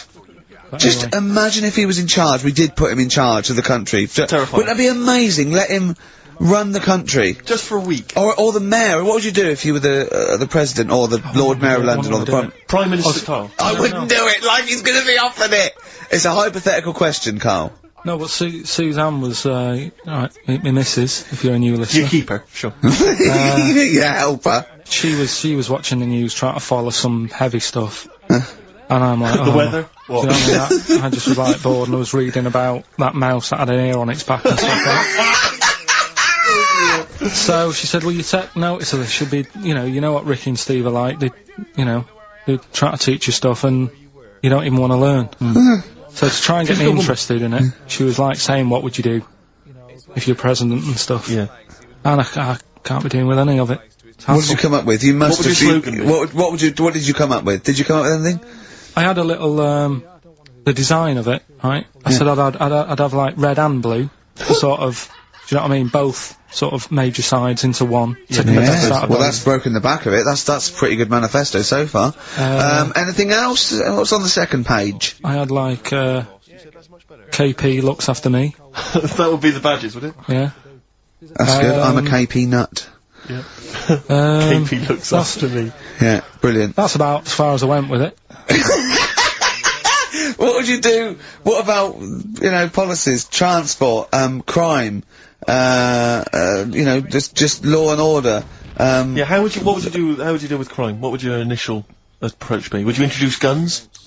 Should police carry guns? Nah. No. Would I have to worry about that? Okay. No, good point. Good point. No, what I'm saying is, though, I mean, Tony Blair isn't sorting everything out, is he? No, but he has a say in most things. Does he? Well, go on then. What are the problems at the moment? Aren't they sorting out? Well, generally, what's the best way to combat? Would you bolster up the prison system? Would you introduce more community service? Would you go harsher for say I don't know drugs? Would you go harsher or less harsh? There's pros and cons to both, isn't it? Because of course you can't see to condone it, but some people, you know, you don't want to go through the court system and cost taxpayers thousands of pounds of money for someone, I don't know, the difference between smoking a spliff and dealing crack. Do you know what I mean? You have to all these things. Have I lost you? Yeah, I'd just think about it for a bit. Do you know what I mean? Brilliant. You'd think about it for a bit. Yeah. Probably ask Suzanne. This is amazing. Get her help on it. Yeah. Now, what about the foreign situation? Would you have supported Bush in his war on terrorism? You're aware of this war that we had recently? Yeah. I mean, if I was new, though, couldn't I just say, look, new slate. Do you know what I mean? Let's start again. Yeah, right. Of course you can. I'm in charge now. Let's see if we can sort this out. What would you do then? Then see what happens. Just Brilliant. Suck it and see. Brilliant. This is excellent. Now, this is not really your jurisdiction. This is not really your area, but I imagine you'd have some powerful friends. You might have a say in it. Go on. Yeah. What would you do about single-sex marriages? Same-sex marriages? See, this has got it's Cameron. I thought Cameron had blown it on Big Brother because they said, you know, what do you think about gay fellas getting married? And he went, no, in the Bible it says, you know, a man and a woman. And I thought, oh, he's put off a lot of... Yeah. I don't think many Christians tune into Big Brother, but we know the gays love it. Yeah. They love Big Brother, don't they, the gays? Yeah, so interesting. But what would your take be on that, same-sex marriages? And then what, having a kid? Well, just let's start off with, you know... That's alright, isn't it? Do you know what I mean? Just let them get on with it. It's not affecting anyone else. Sure. Yeah. Sure. Right? But it starts getting tricky. Right. When you get a kid. Okay. Go on, why? Well, it's just tricky, innit? Do you know what I mean? Well, yeah, you could be right. I'm not giving any... I mean, you know, we're not... There's no right or wrong answer. It's alright if you were if you lived in the jungle, right, with no one else, right, and you just had these two fellas, right, looking after you, but because you got no one else looking in on that saying, oh, you're a bit weird, aren't you? Do you know what I mean? But as soon as you come so why have they got married? Do you think the gay people turned to a bloke because they couldn't get a woman? If there's two fellas go away and they're in the jungle, they go, we're definitely not going to find a woman here. We might as well bum. That's not how homosexuality starts. People don't. It makes you wonder. No, it does make you wonder. Gays don't go, well, I'll tell you what, I haven't seen a woman I fancy yet. I'll try a bit of knob. No. But what I'm saying is, right, if you're brought up in like a little jungle, right? Yeah. How are you brought up? Someone just puts you there. I don't know what this is about. Steve, I can't be bothered. Go on, mate, I'm listening, I'm fascinated. I can't be bothered running the country. Like, I'm too much trouble for you. KP takes care of me. Right, fair enough. What I'm saying is, right, if you're brought up in a jungle, right, what do you mean brought up? Just let him finish. What does he mean you understand brought what up, though? Like Tarzan. You've got to tell me what you mean by brought up. Wolves, chimps. What? Right, well, there's a good example of what I'm saying to you. Right. Right, what I'm saying is, there's a fella, right, he's brought up in the jungle. Shut up, just let him finish. Let him finish! There's no women about, he doesn't know about women, he doesn't understand what women are. Right. Right? But another fella walks in the scene. Yeah. And he gets pally with him. What does he talk about? Then they've both got needs. This scenario is ridiculous. How has he lived? Or do you know what's his reference points? I can't be bothered with this. Honestly, Saturday should be, you know, day off and that, not worrying me about problems. Oh, God! KP takes care of me. Oh, dear. Elbow. Fallen Angel on XFM 104.9. So, there we go. Karl as president. He's still confused, aren't you, Karl? Just a little bit, sort of amazed. Yeah. by the body. Yeah. You're in Just awe of it, aren't you? Just the way. I'm amazed how two people can buy a baby on the internet for £3,000 and not realise it's a chimp till it goes to school. No, but seriously, what would, talking about there during Elbow and Fallen Angel, we were talking about that I think, Yeah. if you're locked up, well, not locked up in a room, you've got a normal life, except there's no women in it. Yeah. Right? But how would that happen? What would this point of reference be? How would you bring Right, up hang a on a minute, person can I just ask you and something, totally... though? Go on. How can infinite monkeys and a typewriter? Right, again, I've told you before, right? That is not... You don't actually have to test that model. It's basically a model for that explains the nature of infinity. Okay? Yeah, but I've told you before. It works because of the definition of infinity. There's nowhere in the world you'll ever be able to get an infinite amount of monkeys and typewriters to But anyway, all I'm saying is, I think if you don't know about women, would you crave for a woman, even though you don't know her around? when you hit sort of puberty, your hormones will kick in and you'd start getting urges. But for what? If you don't know about it? You don't have to know about it. You don't, if you grew up and you started feeling hunger, you wouldn't go, I wonder what that is. You'd go, get me a sandwich, I'm starving. It's different though, it's different. But I'm not, but we're not saying it's all hardwired or people can't change their natural state. We do it all the time. We fight nature all the time with conditioning. God, it's weird, isn't it? Yeah, well that's that one. I'll tick that. It's weird, isn't it? No, the body is. There was something. Yeah. Did you read that thing the other week about Man with two penises? No, we don't need that. We don't need that. Lawyer who got in office realised he was actually an orangutan and they just shaved him and put a suit on him from Hugo Boss. And the funny thing is, he won the case and the judge said, well, don't send him back to jungle. Let him set off on his own. Bodge it, wibble and podge. You'd make the best judge in the world. No, there's a fella. Here's a banana. There's a fella who was in a coma for 20 years. Just they kept like taking him through like the normal day. They take him to Alton Towers and stuff. Doesn't know anything about it. Just kept going through the motions. Don't know if they kept charging him. Kept putting him through all that. He eventually came out of it. 20 years. And went, stop taking me to Alton Towers, it's shit! I just thought, imagine how much stop post he making, had. How much post?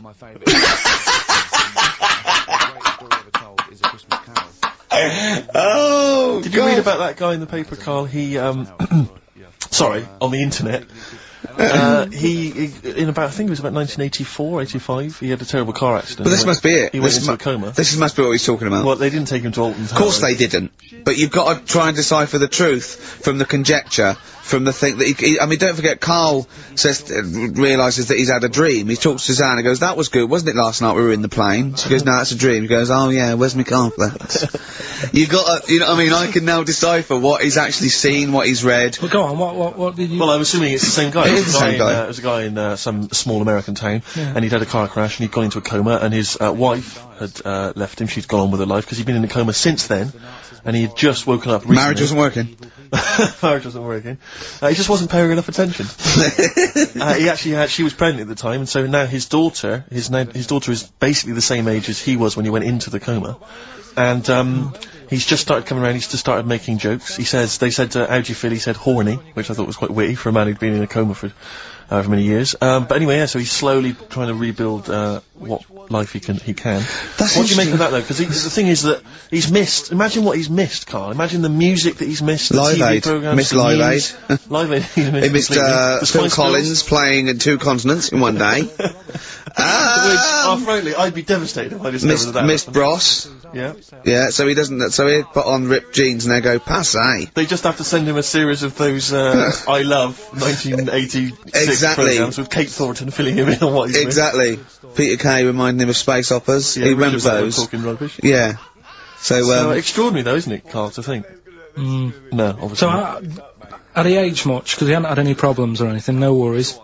well, he probably wouldn't have, physiologically, he probably wouldn't have the wear and tear of a 43-year-old man. Because he wouldn't have had sun, he wouldn't have had sort of nicotine, beer, Unless they were just feeding that to him. anyway, Try and still, bring him round. yeah, yeah, So You'd feel groggy though, wouldn't you?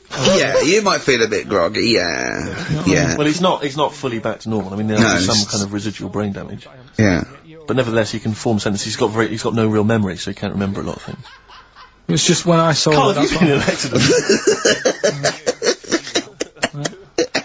So are we, giving the answers out for what's the name? Oh, later, play a tune. I'm bored. Bit of Snoop Dogg? Oh, play Snoop Doggy Dogg from 1993. And What's My Name? Long time ago. It was indeed. 10 years ago. XFM 104.9, Ricky Gervais, Steve Merchant, Karl Pilkington. Songs of Phrase. We've had very, very few entries. I really think people aren't interested. They really have just given up. I mean, seriously, that's the one thing you contributed to this show, Karl.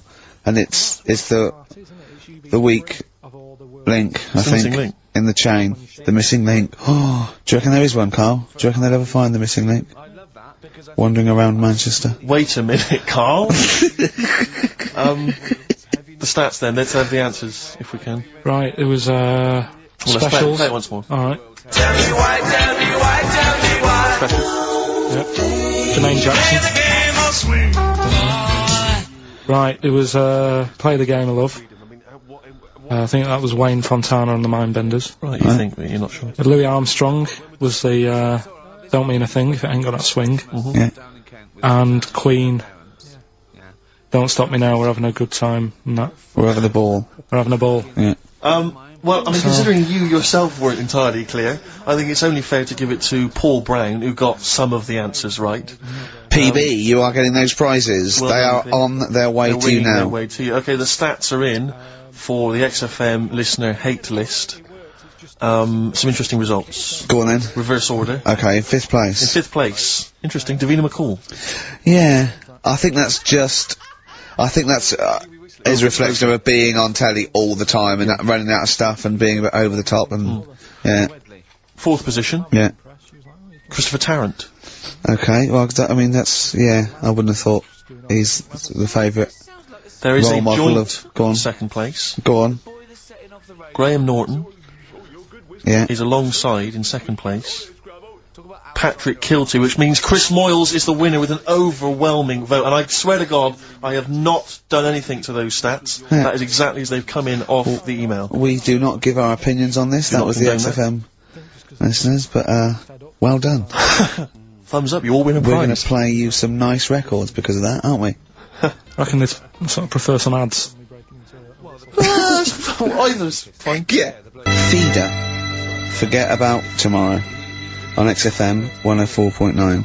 When I was at university, my best mate was a bloke called Wally, and he was doing psychology, and I was doing philosophy, and we both got into this theory called determinism, which is about the state of the mind, and it's a materialistic view that everything is part of the causal web, and everything has a reaction for something that happened before it. And by the way, Karl, do not confuse this with fatalism. Determinism is not predictive. It's just that if a brain state happens again, then anyway. The famous Everyone one is, the famous one is, if, a butterfly hadn't shaken its wings, Queen Victoria wouldn't have sneezed. Everything's inextricably linked, right? We're thinking that, right? And we're thinking, what if, you changed one word in, like, classic songs, or one note in Beethoven's symphony? How it just wouldn't work. Well, I've always thought that, come on baby, light my fire. Not as good. That sounds brilliant. Yeah. Enigmatic, interesting. Not so good. More pedestrian if it was come on baby, light a fire. Just one thing wrong. Yeah. That would be great. Just sitting there, Paul McCartney comes to John Lennon and he goes, "Alright, John, written a song." He goes, "Well, she was just 17, well, you know what I mean. The way she looked was way beyond compare. I wouldn't dance with another." I'll stop you there. Go on. I'll stop you there. What's the matter? Something not quite right with that. I love the song. It's great. Yeah. Just once more. Well, listen, don't be too harsh. I mean, because we write our own songs. No, we sure, can still put both our John, names I think you're to a it. great talent. I think you're a great talent. Well, I'm just saying. listen, you hippie, right? Well, not yet. Well, not yet, but I mean, there's a Japanese bird outside looking Don't in. fancy him, not interested. No, well, listen, well... And I'll never right? change my view. Right, now, listen, right? I wouldn't dance with another... Is that bit? Is it that bit you That don't bit's like? not Is it the... working. I just It's like the... Could you try and... Is there a different Well, pitch okay. you could go? I wouldn't dance with another... Say again. You don't like the... Is it the noise? I'm not sure the girls are going to go crazy for it when we do that. Just think of. Is there anything else you've got? I love the idea of just changing one lyric. Radiohead. Well, that was their classic song. Creep. You can't really change that, can you? Burke. What if they called it Creep? I'm a Burke.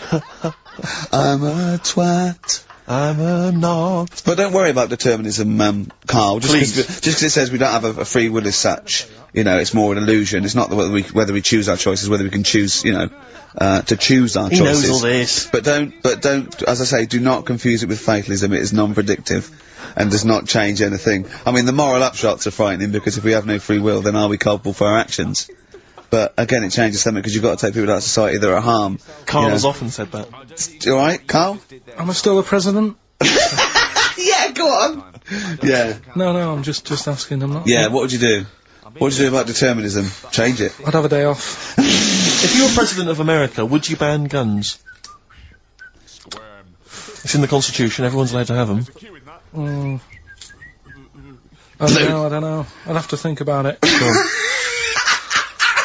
I just love that. Imagine all your different aides and the Secretary of State and generals coming to you, and they come out and they go, "What did he say?" He goes, "He said he's going to think about it." Again, did he say that again? Did he? Yeah. What was he doing? He was on over looking at monkey news. Apparently, a chimp stole a car and drove to France. No, monkey news. You're talking. I'll tell you what. Should we have a great song then? Monkey news. It'll be an absolute treat. What about a little bit of David Bowie, Sorrow? Yeah. Didn't write this one, but I mean, he sings it bloody well. David Bowie, Sorrow, on XFM 104.9. Nearly there, but, you know, we're working our way up to the grand finale. The bit where Karl spouts absolute nonsense from a dodgy source on the internet about a monkey who did something impossible. Let's cue up the jingle. Hang on. Alright. Perfect. Oh, chimpanzee, that monkey news! Right. Let's have a look. This one's from some woman, right? Yeah. And she was taking part in the London to Brighton bike ride, right? Lovely day, weather's good and everything. What year? She's, just a couple of months ago.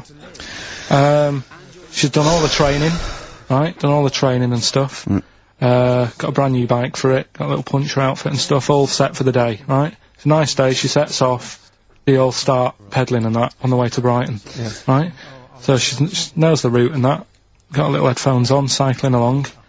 Suddenly... Right, okay, I'm sorry now. If a cyclist overtakes her, and it's going really fast and it's sort of hunched over, but it's got, like, lots of cycling gear on and a helmet and goggles, and they can't tell what it is, but they just know it's a little hairy, fella, who hasn't bothered shaving his legs, which is weird, isn't it? Because cyclists usually shave their legs, and this bloke had really hairy legs.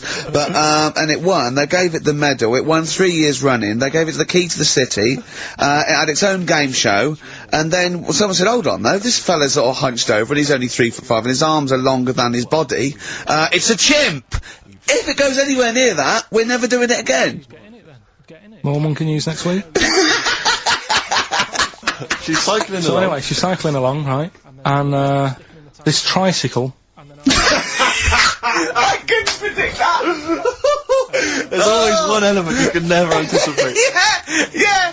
Got a kiddie's tricycle with a little kid on it, little hairy kid with a helmet, okay, just go on then. Well, a tricycle comes... Whizzing past, yeah, strong legs and those chimps. So she's thinking that's... But didn't get a chance to see the face. Oh, yeah, couldn't quite see the cyclist! Oh, God! You bald mank git. Go on. Yeah, research scientist Karl Pilkington. So anyway, she gets to the end line, right? And, they got talking, it was a nice day, nice race and all that.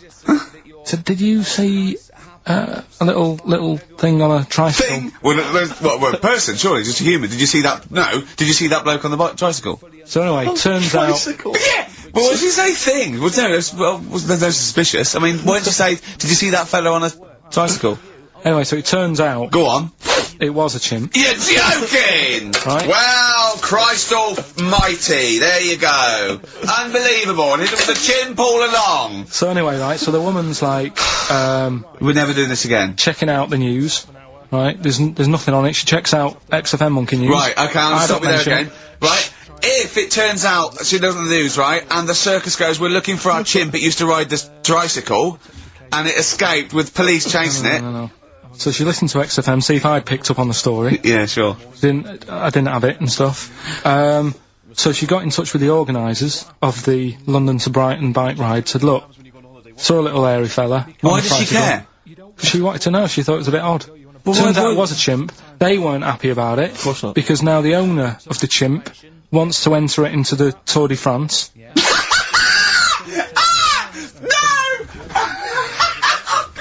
I'm gonna die! Oh God! In 2005. Now, a couple of questions. I trust you'll be able to answer these. Oh God! Steve, help me out. How did it get hold of the tricycle? I don't know. Okay. Okay, no, that's fine. That's not an important point. Like, that's important. How What's the did matter it- with you, Steve? He doesn't know that. How did it know to... well, firstly, how did it know which way to cycle? But more importantly, how did it know there was a major bike ride on that day? Just following the crowd, No, Steve. no. What's the matter with you? The owner of it had trained it and stuff. No, he hadn't! It had already done the run beforehand, before the big day. No, it hadn't. Like I say, it wants to do the Tour de France in 2005. No, it doesn't. But there's something about animal rights. If they don't let it enter, they can kick up a bit of a fuss. The animal rights is that it's cruel to make a chimp ride a bicycle. Not if it that wants it's to. prejudice that it'll go, is it because I is hairy? You idiot! Right? So, Wow, that is the worst one yet. Absolute twaddle. Absolute rubbish, Karl. Have you got a tricycle? Unbelievable. Kings of Leon, Molly's Chambers on XFM 104.9. Thanks to Lauren Laverne there for the last few hours. Coming up, we have got some great music, Steve. We've got Kings of Leon, as you heard. We've got Alba, we've got The Darks, we've got Coldplay, Coral, Rolling Stones, we've got some Springsteen, The Smiths. Do you know what I mean? Do you need any more? And with all that, we've still got Pete Skinner with his wacky weather report. Excellent, good old Pete. Hey? Nice to have him back. Good news, Steve. Got some here, brought in, it's just a normal soup, it's Rooster's Pride. What flavour soup is that, Steve? Oh, I know what you feel like. And it's all it's a genuine article, and it's cock soup. Oh, thanks. Can I have a close look at that? Maybe there's some more humour I can draw. What, you want a closer look at my cock soup? Just a cock soup. Let me just... It says here, delicious, appetising. Oh, 3 is to it? 4 servings. Because you know what I'm thinking of when you're talking about the I'm soup? trying to think of innuendo. I'm just thinking of a man's cock. Penises, yeah. Let me just... It's the darkness. Use Rooster's Pride cock soup as a snack with crackers or toast. Still thinking of a normal knob. An appetiser, again, or a soup base. That doesn't really work as an innuendo. That's disappointing. We'll work on that, though. The darkness growing on me on XFM 104.9. Going well, isn't it? I've enjoyed it so far. It's been a bit naughty and everything. Yeah, a bit like, smart. Nothing wrong with that. No. Karl, alright. having a good day? Not bad. Yeah? What mood are you in this week? What 'Cause we mood always is that? trying to assess each week, you know, it's a bit edgy. He's got a red head. What's all that? You've got a red head all around the side and the front. What's that? Sunburn? No, I think I'm allergic to having my head rubbed. Right. Right, now who would rub your head? That sounds a bizarre thing. Your girlfriend? Weird, isn't it? Yeah. Well, Who's rubbing your head? Well, yeah, but I was squeezing his head, fair enough, and he was screaming in agony. And then he went and made me a cup of coffee. And as he came over, just spilt boiling hot coffee on my legs. I'm all wearing shorts, and he went, sorry, just like that. It's like a series of Jackass out there this morning. I mean, my legs are burnt, your head's a little bit red. But apart from that, having a good day? Not bad. I was on the way in today, right, Steve? Walking in? Walking in, always walking in. I get left early and stuff. I like to get in early, get some bits done, Monkey News, songs of phrase. that sort of thing. And living in London, right, there's a lot of shops that open early and stuff, do you know what I mean? People say that's the good thing about London. Yeah. It's almost like 24-hour city and stuff, right? I'm walking in and there's like, you know, you've got your news agents open. Obviously. You know, selling newspapers and that's good, they've got to be open early. Then you've got your coffee shops, your Starbucks, your... Have a cup of coffee in the Do you know what I morning. mean? Yeah. They're doing well in the morning. Then you see, like, the odd restaurant, and you think, well, maybe they sort of got the doors open, but they're preparing for lunch, so you think, fair enough. Yeah. I'll let that pass. Yeah. Carrying on walking down the road. Bondage shop. Open. Sure. About 10:30. Yeah. Busy, was it? There's a couple in. Really? Some good offers. 10:30 for a bondage shop. I'm assuming if you're into bondage, though, you stock up at any time, day or night. I mean, you don't... Yeah? Well, I assume it... I suppose you get up and you go, ooh, I've got nothing on, I need to be a bit tied down. Yeah. I need some rope. These clothes are too baggy, I need more belts. Oh, God. I need more straps. Yeah, get some rubber on my face. Weird, don't it? What were you doing in there? So, just having a browse.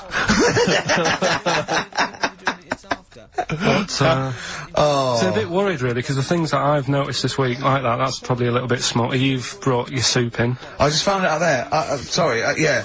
It is Rooster's Pride cock soup, noodle soup mix, chicken flavour.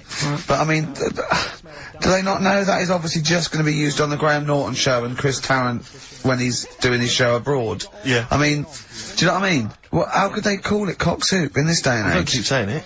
Well, no, it's fine, because you say cock as long as it means the male, we've done this. Oh, do you mean the chicken? Yeah, look, it's a picture of